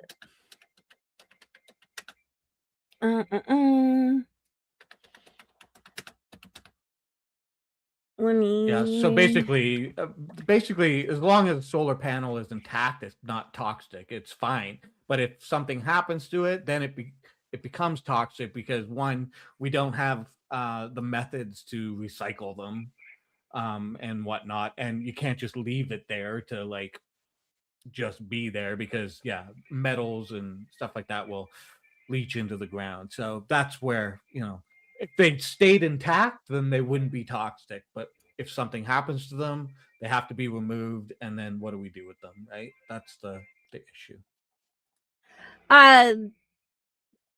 Now, just like any other documentary, there is right and there is wrong. But I highly, aside from those details, I do recommend a documentary called Planet of the Humans. Michael Moore was the executive producer. Don't let that turn you off. But it's got a lot to it on how dirty clean energy is. Yeah, it's not like a new topic either, right? Yeah. It puts it, it packages it up. Yeah, I mean, there's the green energy sort of slogan has been co-opted and used to sell, you know, right, to sell alternative energies as being better, where they may be better in the fact that you're not using oil-based product or whatever, you know, but the product itself isn't necessarily better for the environment. It's, you know, like just with the solar panel thing, there's problems, you know, once you have to recycle that thing, it's not that easy, you know? You know, and I, you know, especially being out here in the desert and my being somewhat mobile, I have a place I stay in the winter and I have a place I stay in the summer. It was important to me to be able to also be able to move that power. I didn't want to run off a generator all the time. Things like that. So I chose to go with solar, you know, not only because it's portable, but the end use of it. So it went through a lot of stuff to make it. And now it's no longer causing issues. Yes. Yes, Yeah. Calvin, I know. Yeah, for sure. The things, they can be recycled in the whole thing, but it's just the process is expensive and it's not as readily available yet for the Right. I industry. can't think of anywhere near here, even though Arizona is a huge, big proponent, and Southern California are big proponents of solar. You can't find a recycler. Yeah. And that's the thing. Like, these industries need to catch up on both ends for themselves, like I hope more people go solar for a whole bunch of reasons, but I also hope that the industry can catch up and find ways to make it easier and more accessible to recycle these things once they hit their end date, right? Whatever happened, damaged or broken or whatever. Now I'm sorry. Go ahead. No, I was done. I was just sorry. Specialized center to be able to handle heavy metals. Another thing, and Oliver Stone is a big proponent of this. They talk about how clean nuclear energy is. Well, you know what?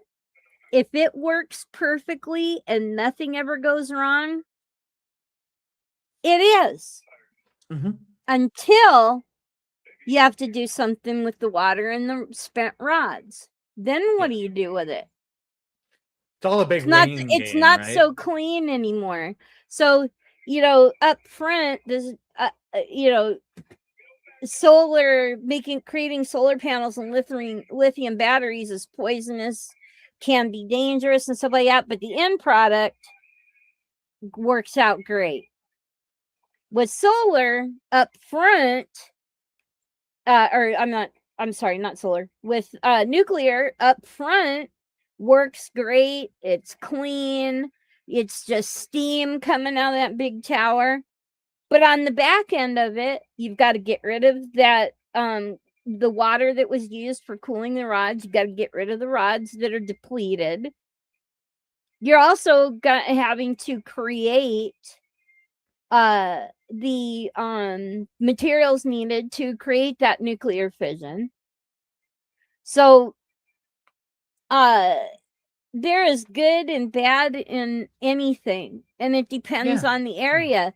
It's not the same. Using solar here is a whole lot different than using solar up in, say, Washington State. Yeah. But mind you, it's not that you can't use it. There's a lot of people up there that lived in the same neighborhood that I did that had solar panels on their roofs. So it's working for them. But it's different. There's also a difference between like the small user, like a individual household using solar, versus the state trying to use solar to power towns and or industry sectors. Like, it's a big difference compared to, it's easier to use on a smaller scale in some place like Washington than it is on a large scale, depending on what you're trying to use it for, right? Whereas in Arizona, you could literally set up a solar farm and run towns on it, like, because you guys have that constant sun and the open area, and it's all logistics and all of that, right? Right. Yeah, 900 years or whatever, no problem. Yeah, no biggie. And then you need a place to store them, right? So where are you going to do that? What area are you going to dig up, or mountain are you going to dig into and store that stuff? And hopefully I know of one properly. Yeah, I know. There are, okay.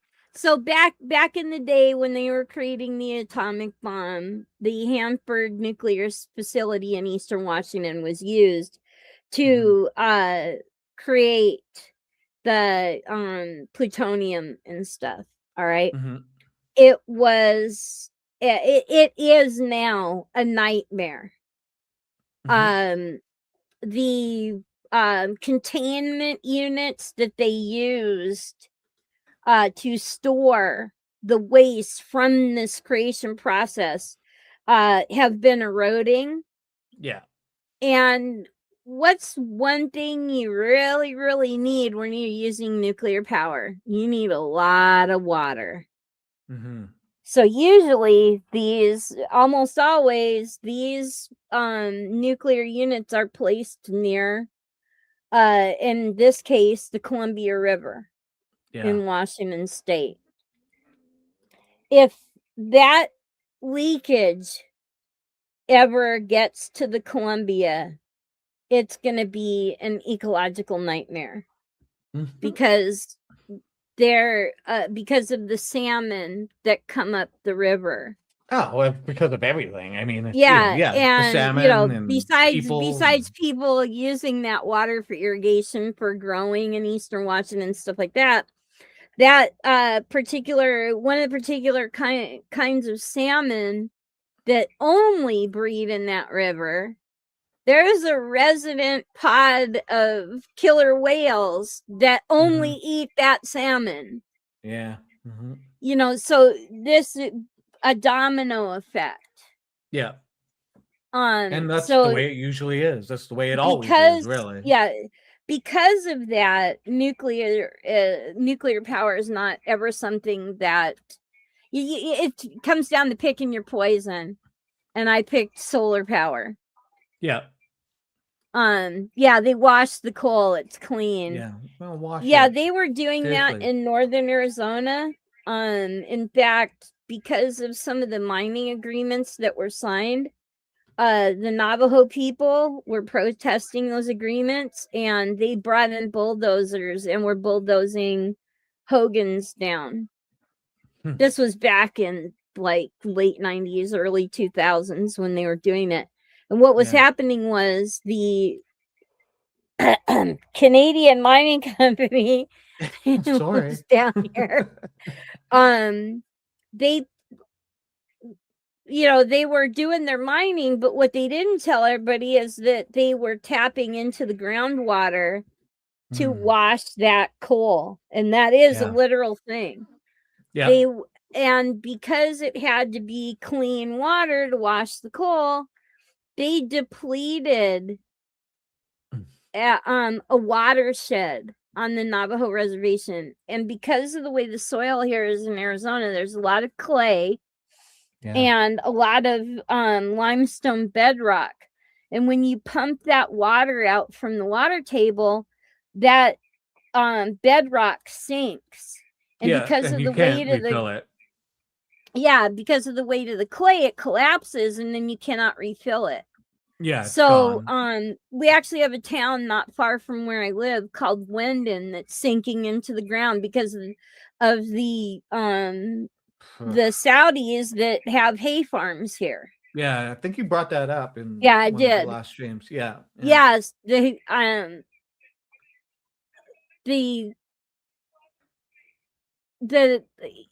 is I get it. People have to eat, they have to have jobs and stuff like that. We can, if we're creative enough to come up with all these ideas that bastardize our resources, we're creative enough to come up with ideas that won't.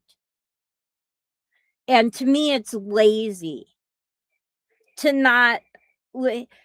I'm sorry. One of the things I would love to get rid of is big agriculture, industrial farming. I would love to get rid of that and go back to small family farms again. Well, you know what? Rather than say get rid of it, because I don't think we can anymore, like just because of the world population, but reform it at least. Like find some way to reform practices. And I mean, I forget. I think it was on Joe Rogan, and he was talking to RFK Jr. and it came up about the some of the chemicals like pesticides that are used in the United States that Europe doesn't use. Glyphosate. And yeah, exactly. And the way Canada is similar in some of the European practices. And Joe Rogan asked him because RFK saying like, well, we have to do it to be able to create all the food that we need here and da da da da da. And Joe Rogan said, well, no, we don't. How do they do it in Europe then if they don't use it? And he was silent. He couldn't. Yeah. Because you can't tell the truth as to why they can do it in Europe versus they can't do it without it in the United States, because it's bullshit. It's absolute bullshit. So reform the industry is what I like to say, because we can't stop what we need at this point, because we're approaching 8 billion people on the planet, and we need to continue producing food. And there is a way to do it, but big business doesn't want to, hit their bottom line, cut their bottom line, right? And that's the problem. The greed is the problem, Yeah, well, and that's what a lot of it is subsidies. Subsidies are going to big ag, and the smaller farms get screwed in the process because they're not big enough. There's you don't make enough profit, therefore you don't need this money. And now that they want to sell off a lot of the public lands, guess what it's going to go to? Big corporations. If there is something that this country somebody can make money off of, then they want it no holds barred. Dick Bag sent me a link to a video. It's long, so I don't think we're going to be watching it here, but I can tell people about it. There, let me take a screenshot. We can put the link in chat too. Yeah. Oh, that's right. I'll put the link in chat right now. Yeah, he sent me a couple of them too. Here's the link for that, but I'll take a screenshot of the actual thing. And I haven't seen it, so I don't know what it's about. I trust Dick Bag on his sort of... He's pretty spot on with the stuff he's been sending me. Yeah, totally. I'll watch it. But, if anybody else wants to watch it, they can. Let me pull up this image. Come on. Desktop. There we go.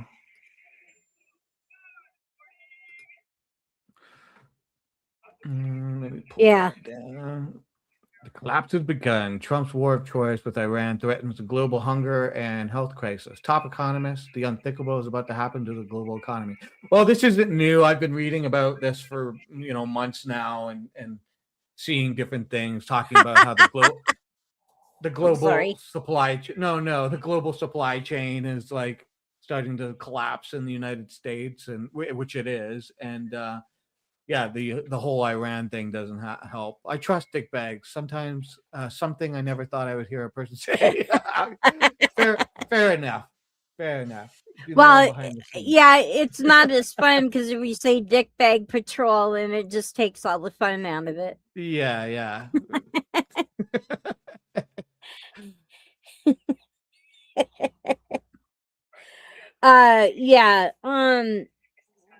Things are getting harder. Although I will say our gas prices went down 3 cents. Woo woo. Oh, did they? Oh, that's yes. Good. Trump did it, right? Yeah, he did. Yeah. Okay.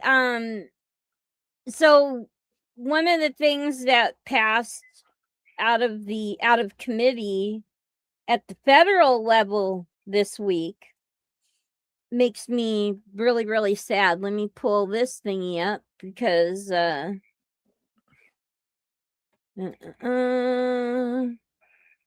me close that. Where did I put it? Come on, open up. I made a little essay, but I don't have a place to put it yet. I posted it in Discord, but with the political action group that I am involved with, but I think it's gonna be mothballs. I'm gonna have to figure out a way to do my stuff. Mm-hmm. Anyway, come on.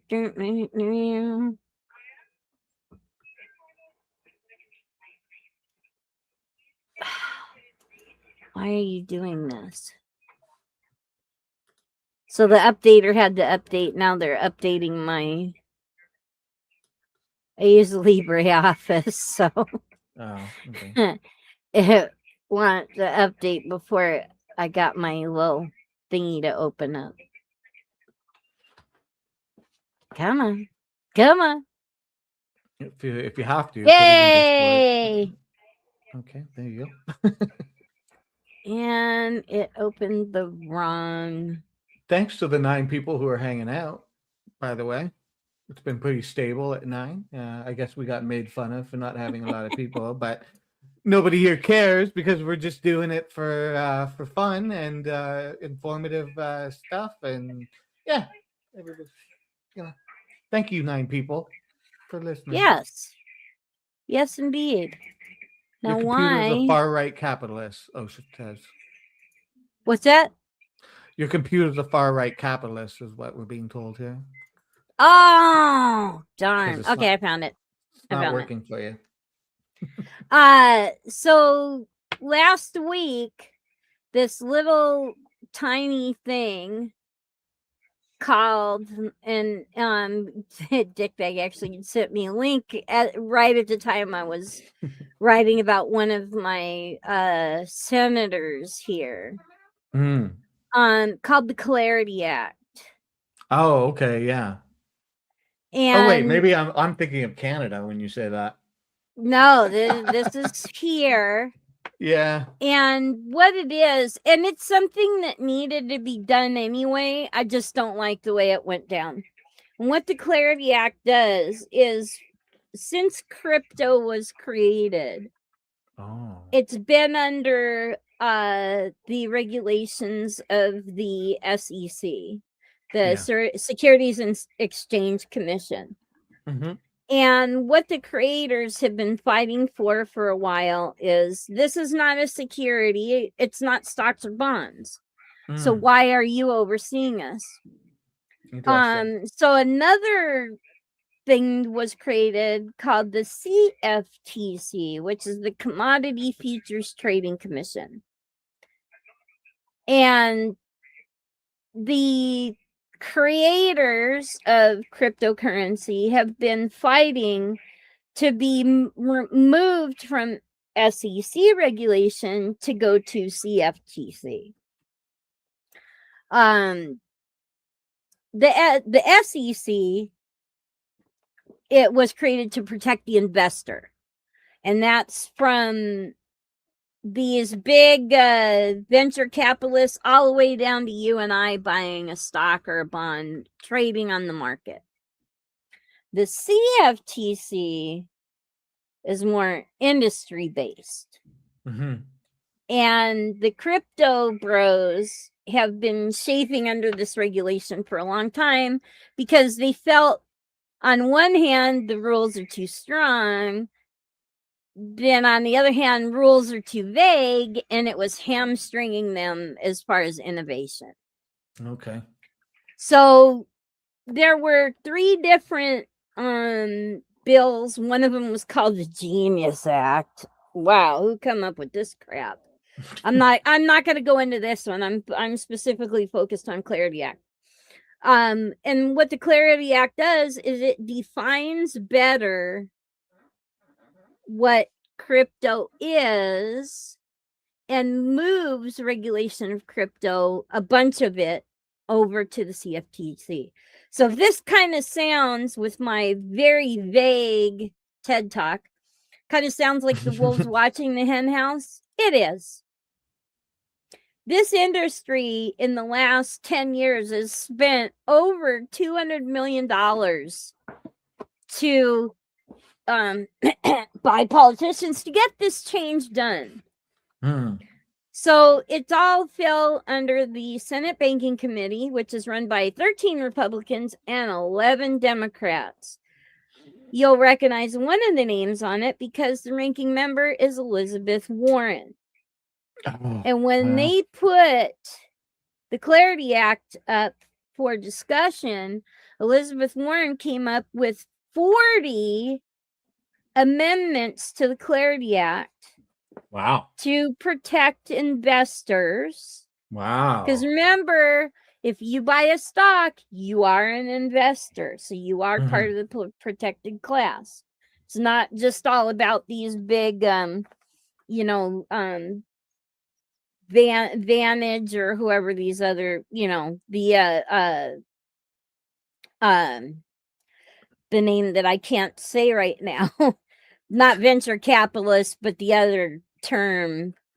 These big people buying up all the real estate and things like that, Anyway, it's not just them. Yeah, it protects you too. But so interestingly enough, Tim Scott, Republican from South Carolina, is the committee chair. And so the ranking member is Elizabeth Warren, who's a Democrat. On the subcommittee on digital assets, the chair is Cynthia Lummis, Republican from Wyoming. Guess who the ranking Democrat on this subcommittee is? Who was also watching over this recent legislation that includes the Clarity Act, the Genius Act, and the first act that I cannot remember the name of, which has allowed the Trump family to benefit from cryptocurrency. Oh, of course. They're all over it. Yeah. Okay. So this act, which has now moved out of committee, which means it's being put up. This is the Senate version of it. The House has their own. Or did I say that backwards? Yep, Senate Banking Committee. So the House has their own version, and then once it passes out through their committee, then they meet together, have babies, and a bill is created to be voted on. Yeah. Basically, this opens the door for Trump's family to benefit from cryptocurrency in a manner that is unprecedented. Sounds about right. It is virtually unfettered and lasts in perpetuity. And they're already kind of getting that off of every dollar bill produced. They're making money off of it. And, the Genius Act, by the way, blocks the government from issuing its own cryptocurrency. So, no competition there. And that is one of my home districts, Senator Ruben Gallego. This is the same Ruben Gallego who got over $10 million from the crypto industry through PACs while he was running for a Senate position, which he did win. The same Ruben Gallego that got over $7 million in individual donations through PACs from financial industry insiders. The same guy that held a $5,000 donation a seat fundraiser with Mark Andreessen, who is a heavy crypto billionaire investor with ties to Trump. And the same guy who voted for the Clarity Act, this act, to move it out of committee, despite Republicans removing the 40 amendments. And by the way, these weren't the only amendments. There was over 100 amendments to this thing. That's how bad it was. Wow, crazy. But they removed all 40 of the amendments entered by Elizabeth Warren to protect consumers and investors. Oh, and this turd monkey is the same guy who judged Democrats by their looks. He said that the women Democrats look like men and the men Democrats look like women. Well, I mean, that kind of mentality isn't surprising coming from people. So yeah, and sadly, this fucker was a Marine. Crayons. So yeah, damn crayons. So I I took exception to someone telling me, and I brought up the hating thing earlier. I am not gonna, they said there's no way in hell I'm ever gonna, side up with a hater. I'm sorry. But if you think voting blue, no matter who, is gonna get you what you want, you've got pieces of shit like this guy. Yeah. So you go ahead and vote for that blue no matter who. This guy doesn't give a damn. He is willing to allow the Trump family unfettered profit making off of crypto in a way that will not stop them. Not in perpetuity. Kind of like the recent win that Monsanto had gotten over their production of glyphosate. Yeah. Commonly known as Roundup.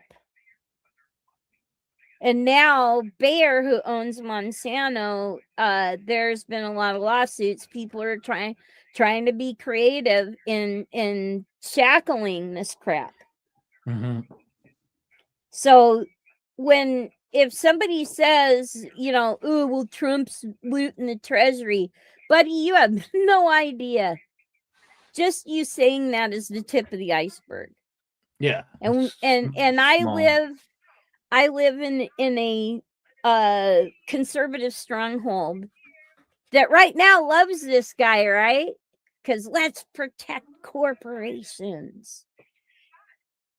I have no problem with rich people. I have a problem with rich people that block other people from becoming rich too. Or surviving, at least. Yeah. Yeah. So, I wish that, unfortunately, there is a person that I do need to kind of team up with, as they have more knowledge about other liberals and progressives and people out in this county. And somehow we are going to have to create our own Chicago situation and team up with people we don't like to deal with these corporations out here stealing all our water and pieces of crap like this guy. And the other senator, because we have two senators that represent us in this district, is Mark Kelly, another corporatist. Oh, yeah. And maybe corporatist. But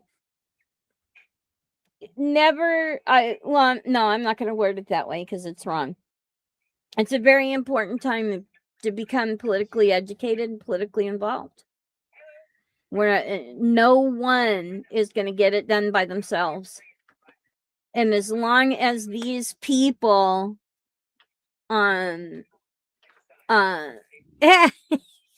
that's Jerry, right? Yeah, it's Jerry. Okay, I gotta try and remember the names together. Spoke up for the big guy. Which big guy are you talking about? I think he's being sarcastic. Oh, well, I like the orange goofy face there. Without now is not the time. Everyone has their beliefs. Everyone has their things that morally are acceptable to them. Now is not the time to be black and white polarized. Yeah, I mean, things like, water and whatnot are things that affect us all. Really shouldn't, your politics and whatever. Sure, you might be a complete douchebag, but you and your family need water.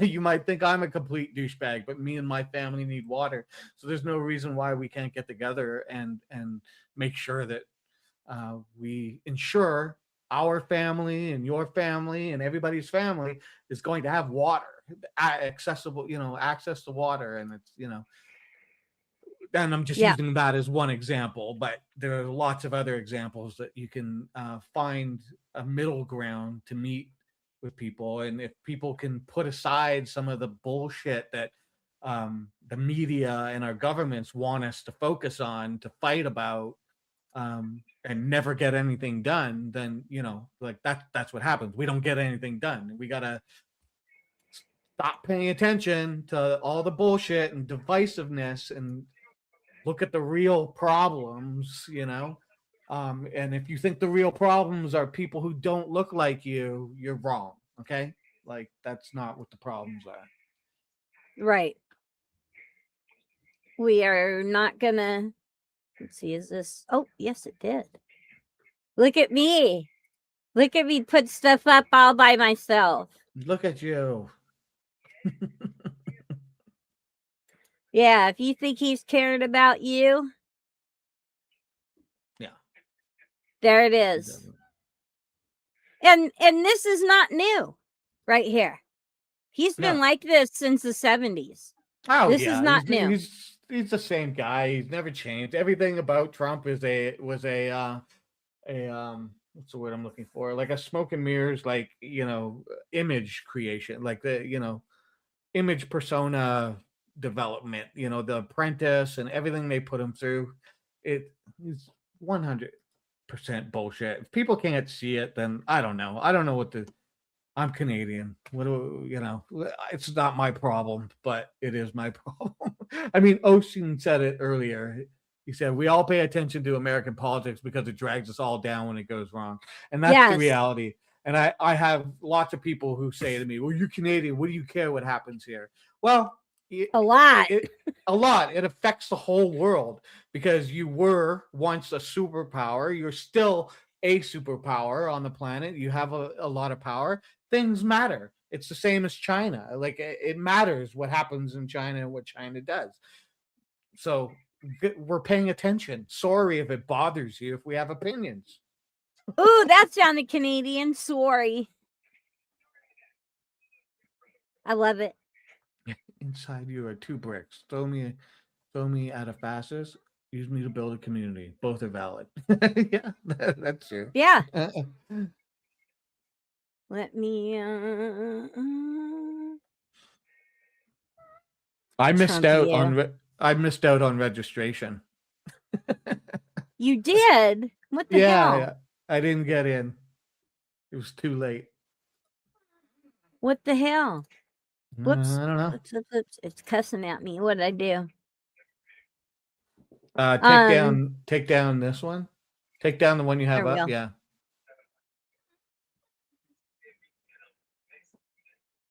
I remember this so much when bitch McConnell told Obama, no, you're not putting Merrick Garland up. Yeah. Right? Yeah. But then they turned right around and did the same thing. With what's his face. And Democrats are all like, oh, blah, blah, blah, blah, blah, blah, right? Well, I'm sorry, but you allowed them to do this, and when you have a super majority, you don't do the same thing.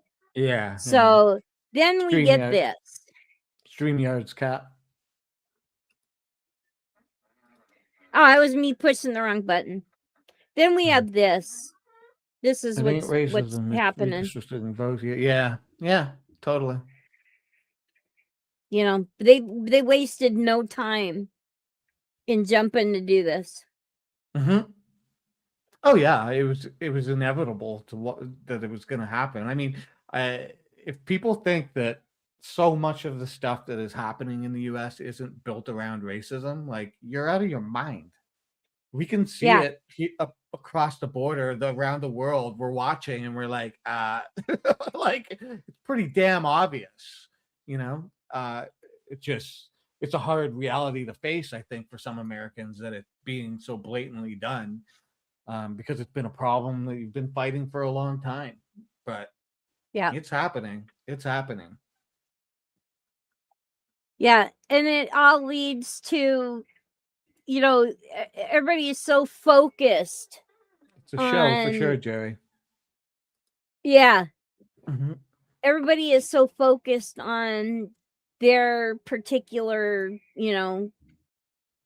favoritism or however you want to call it, Yeah, that great.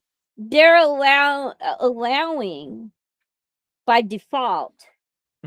We're just this is all getting destroyed. Our public lands are going to get destroyed. Well, it's easy to get away with because the average person these days, they are so focused on just keeping their families fed. They don't have time to think Yeah. about public lands. Yeah, I was gonna This say is people all are busy. by design. For sure. And while we're doing that, we've got our the hundreds of ultra rich people who are raiding our taxpayer coffers and building up their private islands and all this other crap and getting themselves set up in other places so that when if the country ever gets lit on fire, they can just go over there and go, too bad. Yeah, if the shit hits the fan, then they got a place to land, right? Yeah. So it all matters. Yeah. And the struggle is real. Yeah, unfortunately, I think there's a lot of pain to come. I always, the optimist in me sees the historical cycles, the sort of pendulum that swings back and forth. Yeah, right. And so it's like we're just watching the dirty 30s happen over again. It doesn't feel like the dirty 30s, but because we're living in a more technologically advanced time, and we're more what's the word I'm looking for? Sort of like we just have more than people had in the 30s. So when you lost in the 30s, there was nothing. And now, poor people have, on the street have cellular phones. So it's like, it doesn't seem like it's the same thing, but it is. Like, people, the cost of things going up, people are like, they're eating they're eating shittier food, less of it. There's just a whole lot of things that are coming into play here that people's bank accounts are being drained because they're just trying to keep up. And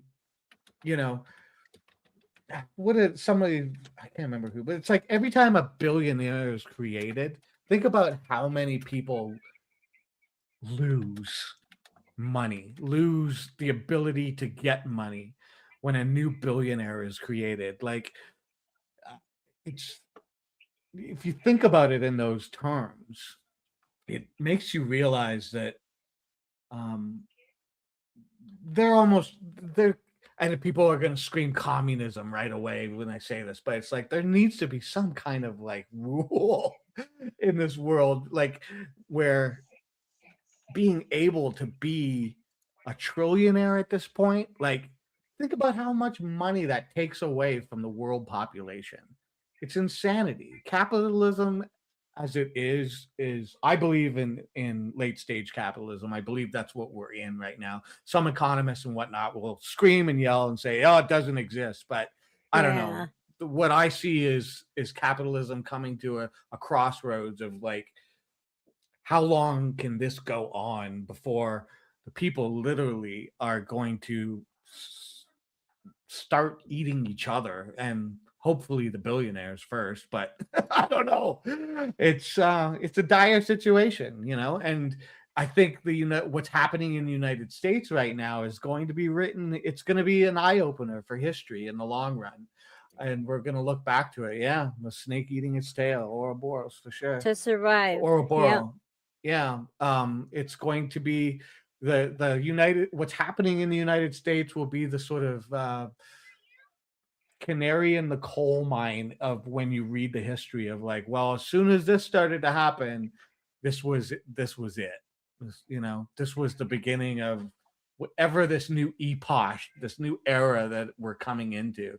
There's going to be a reform, like the world is going to reform very quickly, faster than we've ever seen before in history. That's what I see happening.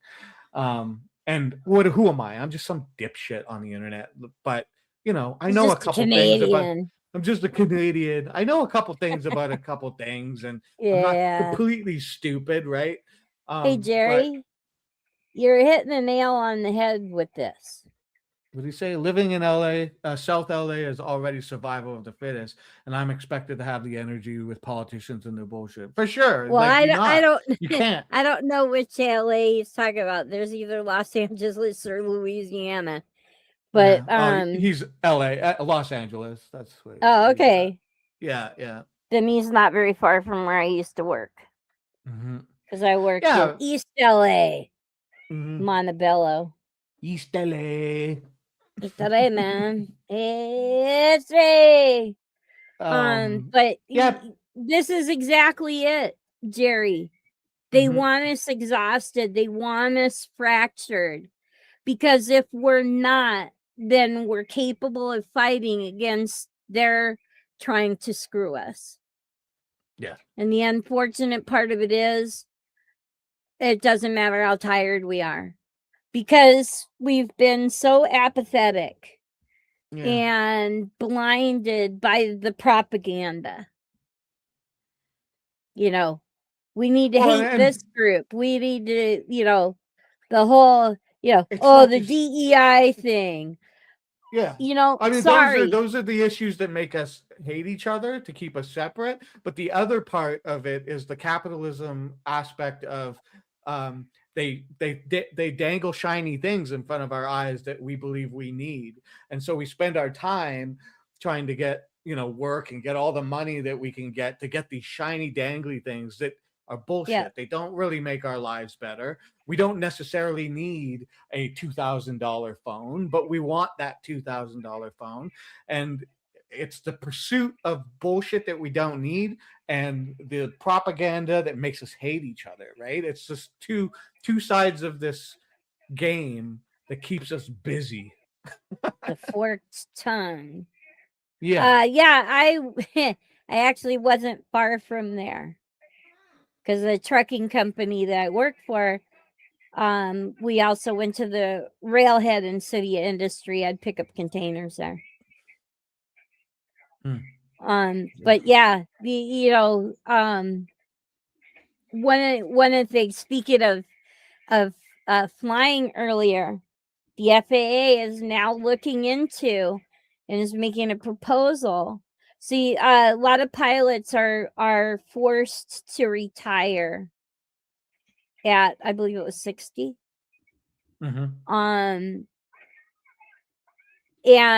a lot of good pilots. Well, the problem is because of the huge amount of pilots, air traffic controllers, and such retiring right now. They don't have the trained people to replace them. And a lot of this, I wish there was a more mentorship programs with the pilots that are forced out to mentor these newer pilots coming in, and same with air traffic controllers. Well, don't they just hire more? Don't they just hire more women and colored people, like minorities or something like that? Oh no, isn't that what happens? What a horrible thing to do, right?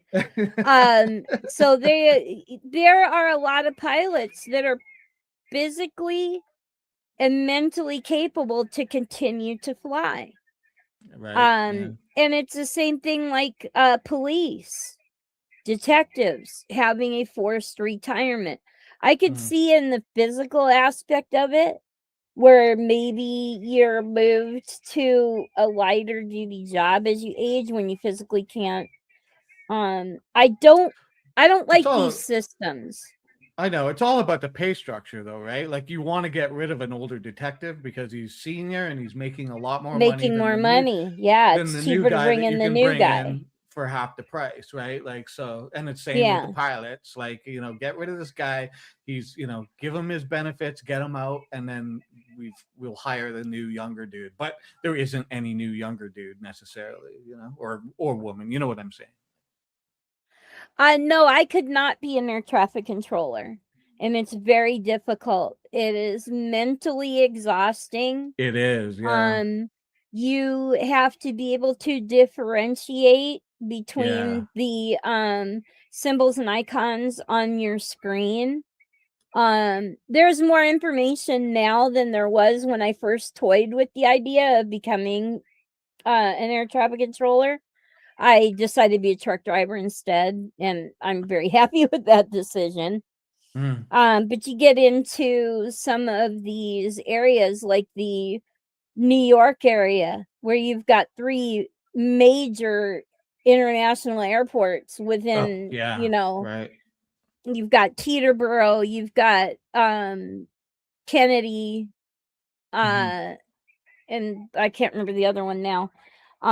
Within just a few Dulles, within just 10 miles of each other.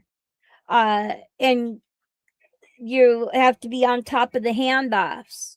Yeah. Where, you've got a plane coming in. Once it gets to a certain threshold, you turn them over to another controller on a different frequency. There is so much to it, and with my attention deficit, I could not do it. I would not be safe.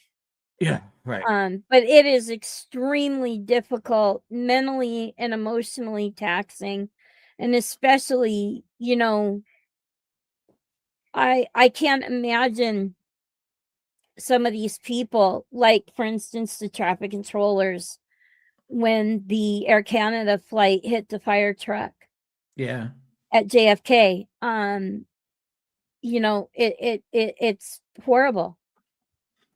Yeah, there's a lot of responsibility. It's it's not just a there was easy skate another in the one park. recently. Skate in the park? There was another one recently where you could definitely tell that the controller was just beside themselves with an accident that had happened.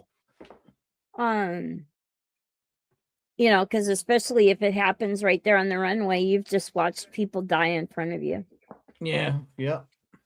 So, but yeah, there's actually training schools for that. But you got to be on top of your game, because especially if you're, Atlanta are the busiest airport in the U.S. It's a lot. There was no way I could do it. There was no way I could be a pilot. Maybe general aviation and not ever going above a certain threshold, sure. But I was a much better driver. Much better on the ground. My style of flying, which hopefully I'll get to do. I got to find a yoke, is with you got the MS Microsoft MS Simulator. Thing. Yeah, right. Yeah, one of these days I'll have my setup, and I'm glad I'm near 3 aircraft junkyards. One of these days I'm gonna get a pilot seat out there and have my setup, and I'll fake it. I'm gonna fake it. But my ears couldn't do it anyway as far as flying. I can't handle the decompression. Right, yeah. It takes a lot, all of it. So right now I'm struggling with just trying to put a group of people together to try and offset some of the self-destruction we seem to be going through here. Yeah, you've been doing stuff like this for a long time, so yeah, I understand why people were angry enough to vote for Trump, but at the same time, those who continue to look at him as an icon and somebody to be placed on the pedestal. Well, yeah, you have those people who I'm just like, what are you talking about? But then there's the class of people who voted for him with the more like, I want to watch it all burn down kind of like attitude. Like they knew he was going to be what he was, and they voted for him anyways, and that's messed up. That's a troubled society right there. Well, we are in trouble. Mm-hmm. We are definitely in trouble. There's Yeah. Well, and Jerry, I don't know your age, but when I was a kid, my dad was so broke. My dad actually got custody of us, which was rare at that time. But the only babysitter who he could afford was in Watts.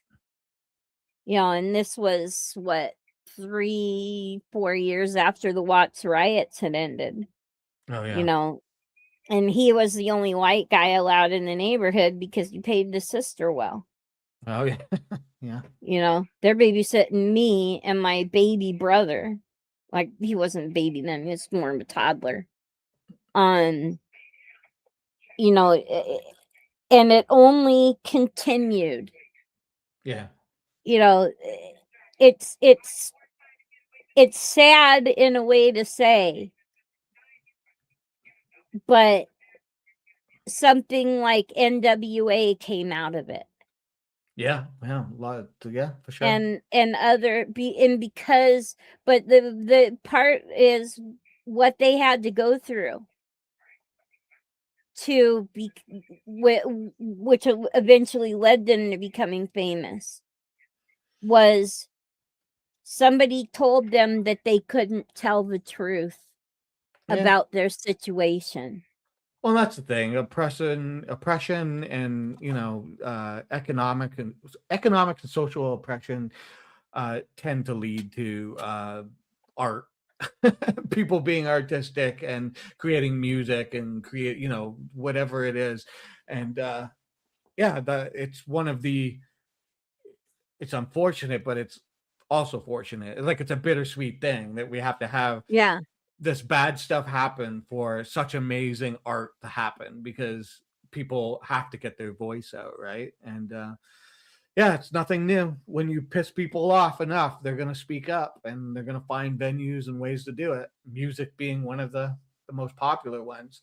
I'm actually I've been very kind of disappointed in the last decade or so, just coming out of the 90s, seeing bands like Rage Against the Machine and stuff, and it seems like the industry went really far out of its way to just stifle a lot of protest music and stuff that would make people think a little bit more. Well, their going on infighting didn't help either. Yeah, I'm not even just talking about Rage Against the Machine or whatever. I'm just, that's just an example. But what's the last band or whatever that you've seen? Whatever it is, hip hop or whatever, that's really been allowed to come out that's pushing against the man. I want to see more. I want to see more of that. I grew up with it. It was a part of the 60s and the 70s. Yeah. I know there's still some of it out there, but it's I don't know. I want to see more of it. Get out there, people. Speak your minds. Make some music. Make some paintings. Whatever you got to do.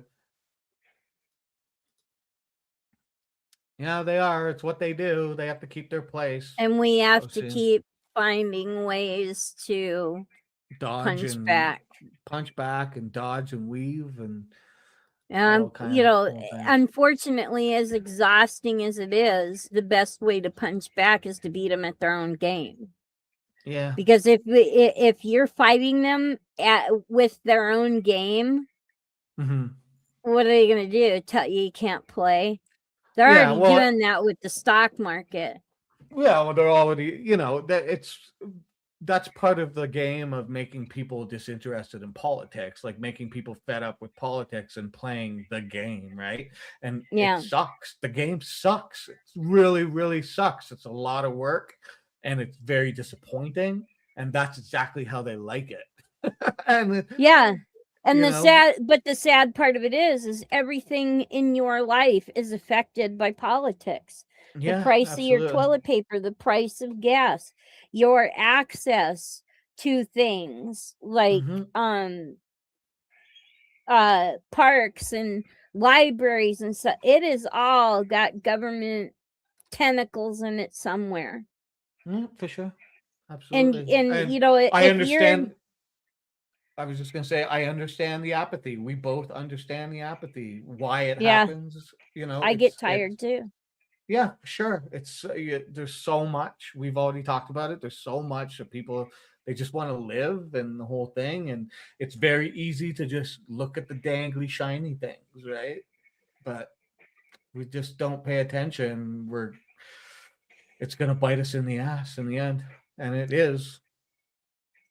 I was gonna bring up my self-destruction. Okay. Yes, And then exactly.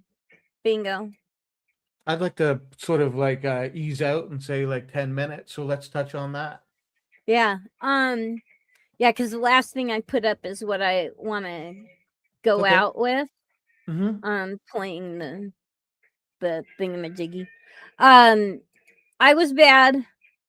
I fell off the wagon and I gained 13 pounds. That was terrible. I have to get back on track. Even I get tired. Yeah. You've been stressed out. You've been having things going on. Under a lot of anxiety.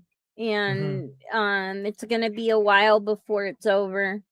You know, Yeah. trying to pull myself up by my bootstrap is really hard. Yeah. Last week's show that I tried to do, I was under a full-blown anxiety attack while I was trying to do it. And I just made things worse. First of all, by not starting the stream properly, and then not ending it properly, and putting all my stuff in the practice stream, and it just was. It took me probably 3 days to calm down. And it wasn't the show, it was already what was happening before, what had happened the night before and not too long before the show. Yeah. But I didn't want, I mean, I know I'm not important. I definitely don't jump on here because I have this need for attention. It's actually something I've been encouraged to do because I like to pull pull myself up by my bra straps. Well, that would be definitely be helpful. And when it comes to Didn't you physics, burn that? Did you burn those already? Yeah, I probably did. And when it comes to the physics, that is actually possible. I forgot what I was saying now. You were talking I forgot about what I was saying. You were talking about you don't do this for all the attention and stuff. Oh yeah. I don't do this for the attention. It's something I was kind of encouraged to do, not necessarily. It's all right, Morgan. Is he Canadian now? Okay. No, he's not. I know. Keep going. I tend to isolate. I'm definitely the suffer in silence type. And when I get extremely stressed out, I just want to curl up into a ball and pretend like the world doesn't exist anymore. So this is my way of keeping in touch with other people. Yeah. I have no illusions of fame or anything like that when it comes to this. Yeah, which totally is. It's like, yeah, so trying to insult me because of the 9 people that are watching. I'm like, this is great. I have only 9 people watching. So it's not what you think it is. Yeah. Shit stir. Well, that's not totally wrong, but yeah. But part of it too is I want to do something useful.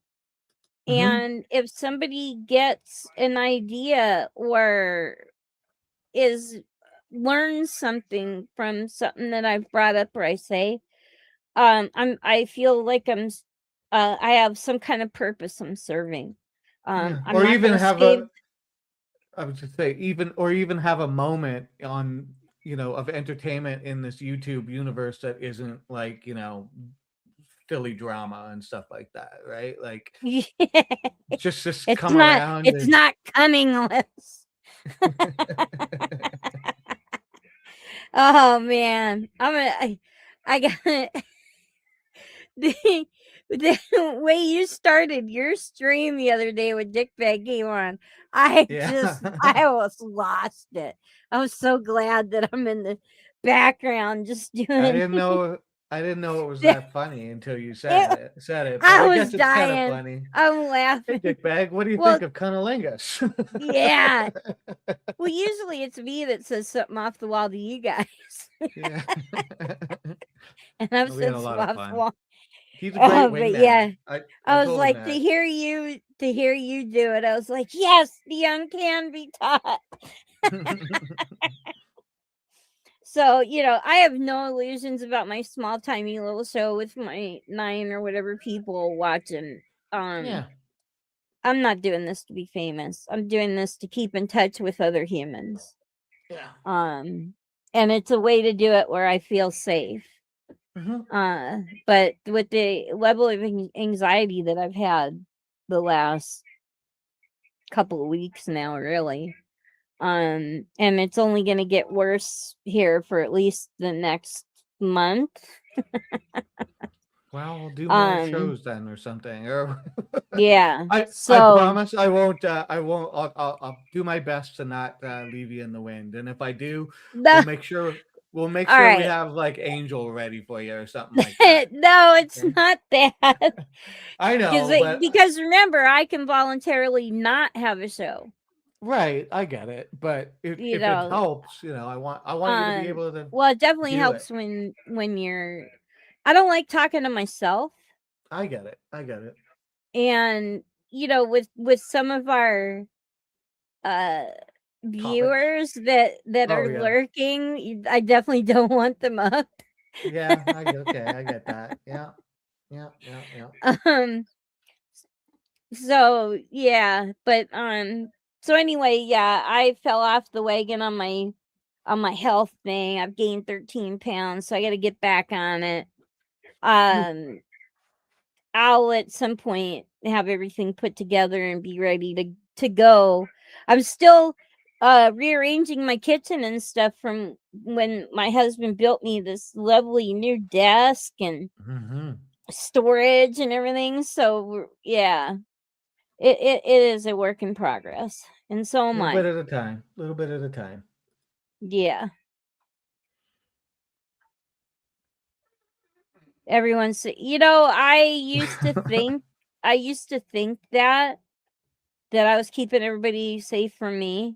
And I did that for 7 years. That's part of why I'm encouraged now, because I did isolate for 7 years.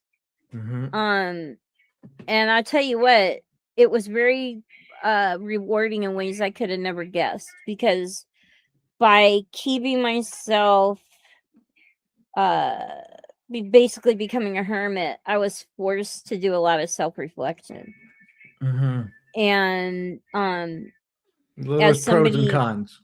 Yeah, as somebody diagnosed with a personality disorder, it forced me to face it head on, because all I had to talk to or irritate or anger was me.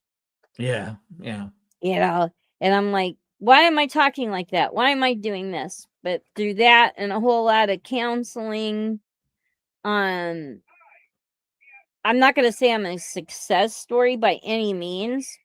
Well, no, but you found your way out, like, to understand yourself a little bit more, and a lot more, and it doesn't. Yeah, it doesn't affect me in a lot of the negative ways. Right. Like for a lot of people with diagnosed with borderline personality disorder, which is what I was diagnosed with, they cut themselves. They somewhere along the line they changed it to self-mutilation rather than cutting, because my my choice was not cutting, it was scratching. Yeah, right. Yeah, you mentioned And that. I would just literally scratch and scratch and scratch till I was bleeding. And I wouldn't even know I was doing it. I was totally oblivious. And then I've got blood all over my hands. Why, and I'm bleeding. I'm like, it took a long time to become self-aware Yeah. of that, and I don't do it anymore. And that, that's one of the big things about it was, and I would, playing Warcraft with Margaret and his family and everything. I'd be sitting there and scratching away because nobody could see me. Yeah, right. But I still had to face it, and the only person that was around, stimming. I don't know what that is. I don't know what that is either. I'm gonna look it up. But yeah, the only person around was me. There was no one else. I couldn't blame it on anyone else. I couldn't be distracted really I was distracted by playing, but I had to face that. And so now what's nice about being much more self-aware and less likely yeah. Oh, I see. Okay. I've got it here. Okay, because I think, is it the same thing as being comorbid? Well, it says stimming is short for stimulatory behavior. It means doing repeated movements, sounds, or actions that help a person regulate their body or emotions. It can be calming, focusing, comforting, or a way to express excitement. Examples are rocking back and forth, tapping fingers or feet, flapping hands, repeating words or sounds, spinning objects, chewing on things, pacing, rubbing fabric or textures, humming. It's talked about a lot with autism, but but autistic people aren't the only ones who stim. Okay. People with ADHD, anxiety, stress, sensory sensitivities, or just normal nervous energy can stim a lot too. Yeah, it seems similar, but it's similar, but with stimming, you're not okay. So with self-mutilation, your emotions become so overwhelming that you're desperate for relief. Right. And that relief comes in the form of you're drawing blood somehow. Yeah. And when that relief hits after the pain, that becomes addictive personality. It becomes an addictive behavior because it's the relief you're looking for. Right. And that's what I was doing with scratching. So, like my excessive masturbating, does that count? Oh, I mean, sorry. Are you hurting yourself? Are you getting are you getting friction burns from it? Yeah. I don't want to talk about it anymore. Yeah, generate dopamine. Sure. Right. Yeah. This is it's a form of like taking an antipsychotic. Right. So, but in a very extreme measure. I don't want to talk about it, Calvin. And even my husband, when we when we started talking again, he saw my arms. Yeah. They were just nothing but scabs because I would just sit and scratch my arms until they bled. And then, picking the scabs, and it's very destructive, self-destructive behavior. Yeah, for sure. It's not. So, it's not and healthy. Thankfully, I don't do that anymore. Does it mean I never will? Nope. I am very realistic about that, especially I get it, but I think yeah, right now, I do have to be careful because it would not take much to put me over. Yeah. Stress wise, it would not take me much to put me over, and I would start doing that again. So I gotta get myself back on a wagon. I'm gonna try and be more talk more about it, I guess. Yeah. See, now that is Yeah. very common because like personality disorder is comorbid with PTSD and ADHD. It's very Yeah. common to have all three. See, for me, it was, it was alcoholism for me, right? It was self-medicating. And before I became an alcoholic, I was like, I smoked weed, did other drugs and whatever. But then when I was a heavy smoker, all of that. And then, at 35, I decided to become an alcoholic. And yeah, that's where the self-destructive behavior for me came in. And it wasn't like I didn't do anything self-destructive after I was drinking. Like, I didn't get drunk and do like stupid shit. I just drank. I drank a lot to the point where I was destroying my body, right? Yeah. And like you said, like coming out of it when I stopped drinking and I was forced to face the reasons why I was drinking. I went to therapy and all of that stuff. It was, I began to understand myself more and realize why I was doing those things. And, that's what it takes. Therapy, in my opinion. I'm a heavy proponent of it. I had a triggering event long before 35. Yeah, yes, I did, Kat. I did have a triggering event. I would have to say my first triggering event was when I was 7. Yeah.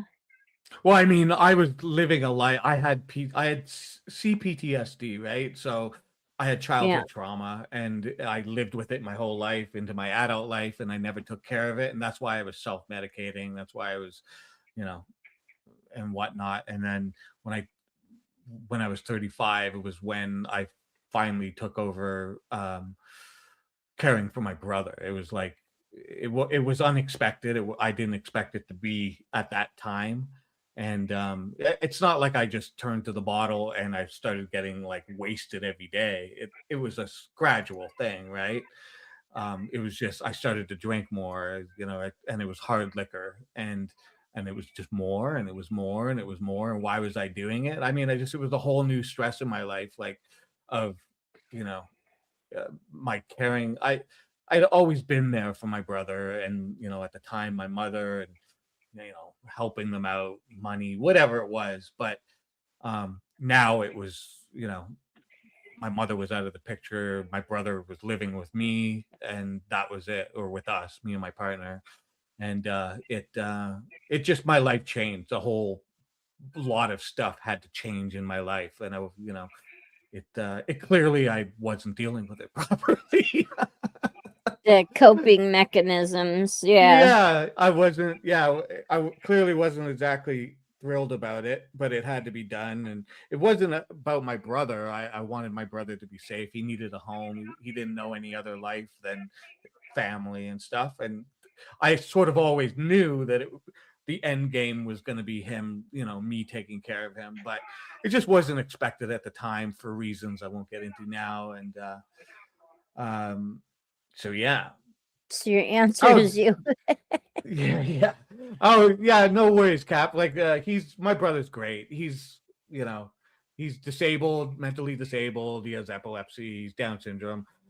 He's deaf, he's nonverbal, he's short, he now has diabetes. He has cirrhosis. I don't know, he's got a whole lot of things going on. Yeah, he's fine. He's great. No, do you sign language? Oh yeah. Well, so my brother knows. He's not like prolific in signing, like but he does know signs, and I know signs as well. Like so we do some ASL. Yeah, and then there's just some aspects of that he's grown up with where we've just learned, like we've almost made up our own signs that aren't ASL. Just to secret language. Yeah, secret language. Secret secret spider dog language. Nice. So yeah, exactly. So that's the basics of my story of why I began drinking and stuff. I didn't really want to get into all of this. So we were listening to, you, whatever. But the point I was making really was the sort of similarities of like coming out of alcoholism and having to face myself and face all these these things, that why I was doing these things and why I wasn't coping properly, and turned to alcohol and the whole thing. But anyways, enough about me. Well, I want to interrupt one more thing.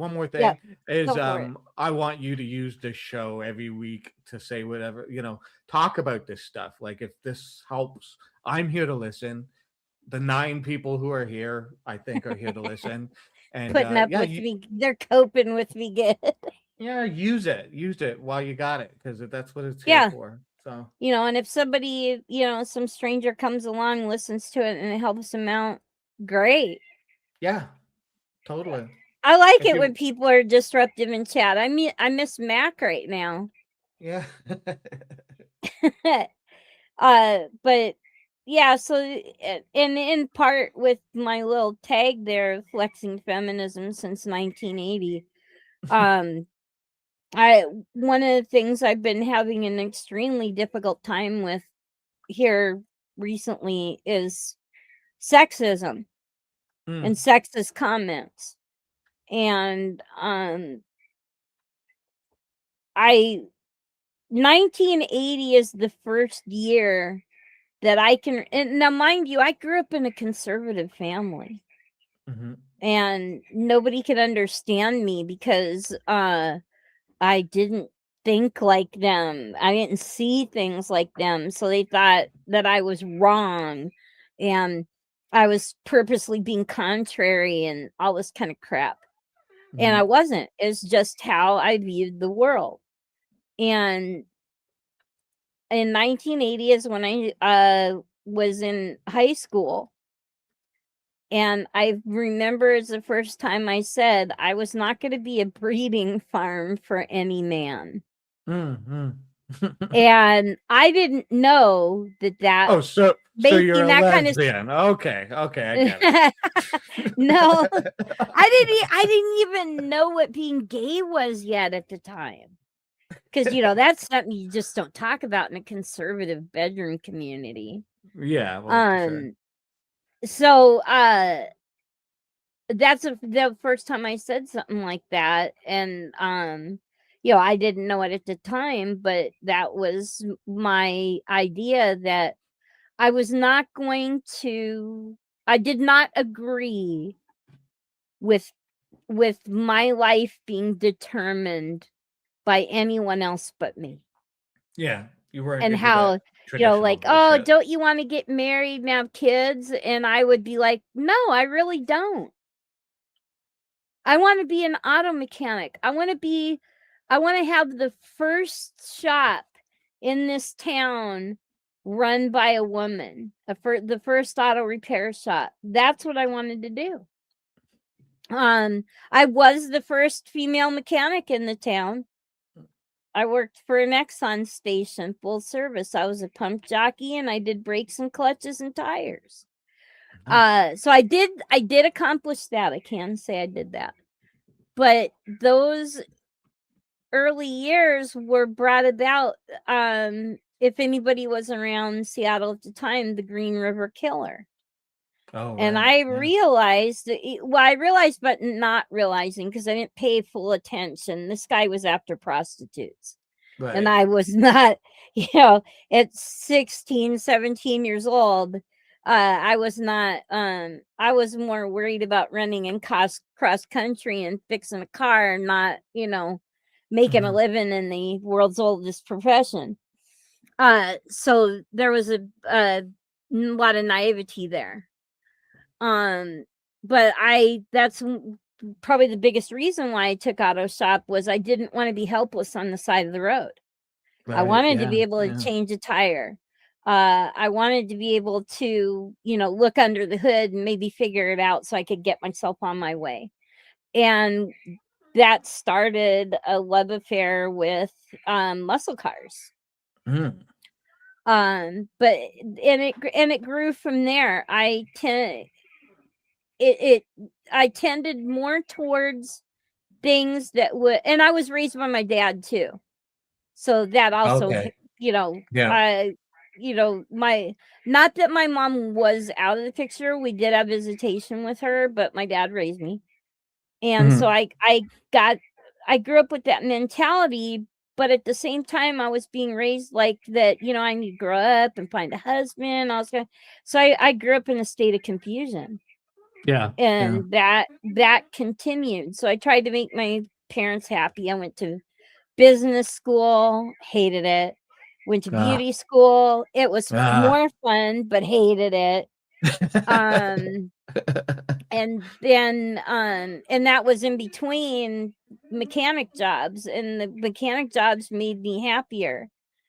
But all of that time, this anxiety and everything was building up in me because I constantly was surrounded by people that were not supportive. Yeah. It was always, I was a disappointment to them because I was doing things that girls don't do. Mm-hmm. And I've been in a couple of situations here recently that really put. Oh, is that your brother? Oh, did you hear him? Yeah. Oh, is he singing? He might be. Yeah, I didn't even notice it. It's like I'm so used to it that I don't necessarily. I thought it was like I think he's singing. Yeah, he might have been, or is he still? I don't know. My hearing sucks. I have my earphones in. So. Yes. Thanks, Jerry. I just wanted to put this. Yeah. Thanks, Jerry. I'm sorry about you and your brother. I have a hard time with people telling me that they're happy for that what I've done for my brother. It necessity, it's family, but I appreciate the sentiment fully. Well, the way people are these days, that is a kind of a big thing that you're doing. I know, and I totally get it. It's so apt, they just want to throw people away. Yeah, it's a me thing. It's not a you thing. Nobody's done anything wrong. It's a me thing. Just taking. Yeah. When people try to say give me accolades or pat me on the back, I'm like, yeah, it's a me thing. It's a my problem thing. It's not. Take that compliment, damn it. Yeah, exactly. Take that compliment. But yeah, anyway, since I don't know if he was singing or if he wanted your attention. Might be a little bit of both. I don't know. I should. But we are going on. Yeah. 3 hours. 17 minutes. Oh, yeah. Almost 3.5 hours. Do you want to put up something here? Yeah, I want to put it up so that people can look at it on our way out. Thank you so much for spending your afternoon with us. Yeah, totally. I appreciate it. It actually gives me something to look forward to during the week sometimes when I'm just super stressed out. Mm-hmm. And I enjoy it too. Thank you for being here and putting up with me. Sure. Oh, yeah, whatever. it's easy.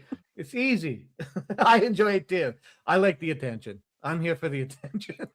I am not here for the attention. I'm just here to have fun. Well, I do enjoy talking with people. I am not afraid of different opinions. Mm-hmm. Well, some people disagree with that. See, now, if that person has a problem with what I say and they voice it a certain way, I'm like, hey, cool. But you're playing retail. I do want that squirrel mount or whatever it was, though. It's so cute. There are a lot of opinions that are way different from mine. He's bringing up that he and his brother are probably never going to see each other again. That's the same way with my son and I. Mm-hmm. My son was convinced by his my ex's family that I was beating him and I was neglecting him, mostly that, and they took advantage of a situation where I had spanked him. When the question came up in court, I immediately said, yeah, I spanked him. I had no problem talking about it because I knew what the truth was. But they convinced him otherwise, and we've been estranged since 2016. Or I'm sorry. No, 2012. Okay. We've been estranged since 2012. So I'm probably, and also too, that was the height of my destructive behavior. Yeah. So the poor kid did not have a chance when it came to me. He didn't really have a chance when it came to his dad either, because his dad's an alcoholic. Right. Yeah. So I'm not faulting my son. I feel bad bad for the situation. Do I hope we ever talk to each other again? I don't know. I don't know. But anyway, yeah. Yeah. All right, Muckster. Yeah, have a good one, Muckster. And thank you. Like you said, thanks for everybody for coming out. We'll be around next Sunday for sure, probably. Yeah. Sunday. Yes. Okay, well, let's show this thing. The Unchristians. And you want me to read it? I was just gonna play the song and there's a song? then hit end stream. Oh wait, when we hit end stream, it plays the song, doesn't it? Yeah, we have to do one or the other. Well, if we hit end stream, it'll play the song while this is up on the screen, right? No, it'll take down this and play that's right, top. the video. Yeah. All right, well, you guys can see it, and then you can pause it. You can look at it later. Pause it, and whatever, and yeah. But I thought it was a pretty cool poem about the way things are right now. Okay. Take care. Yeah, have a good one, everybody. We'll see you later.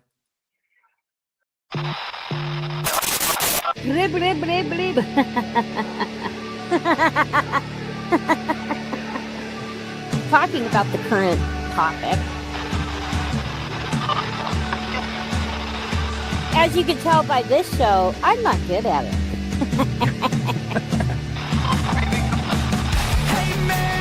Where's that money coming from? Nobody asked that. But I wanted to bring up something first. Ding, ding, ding.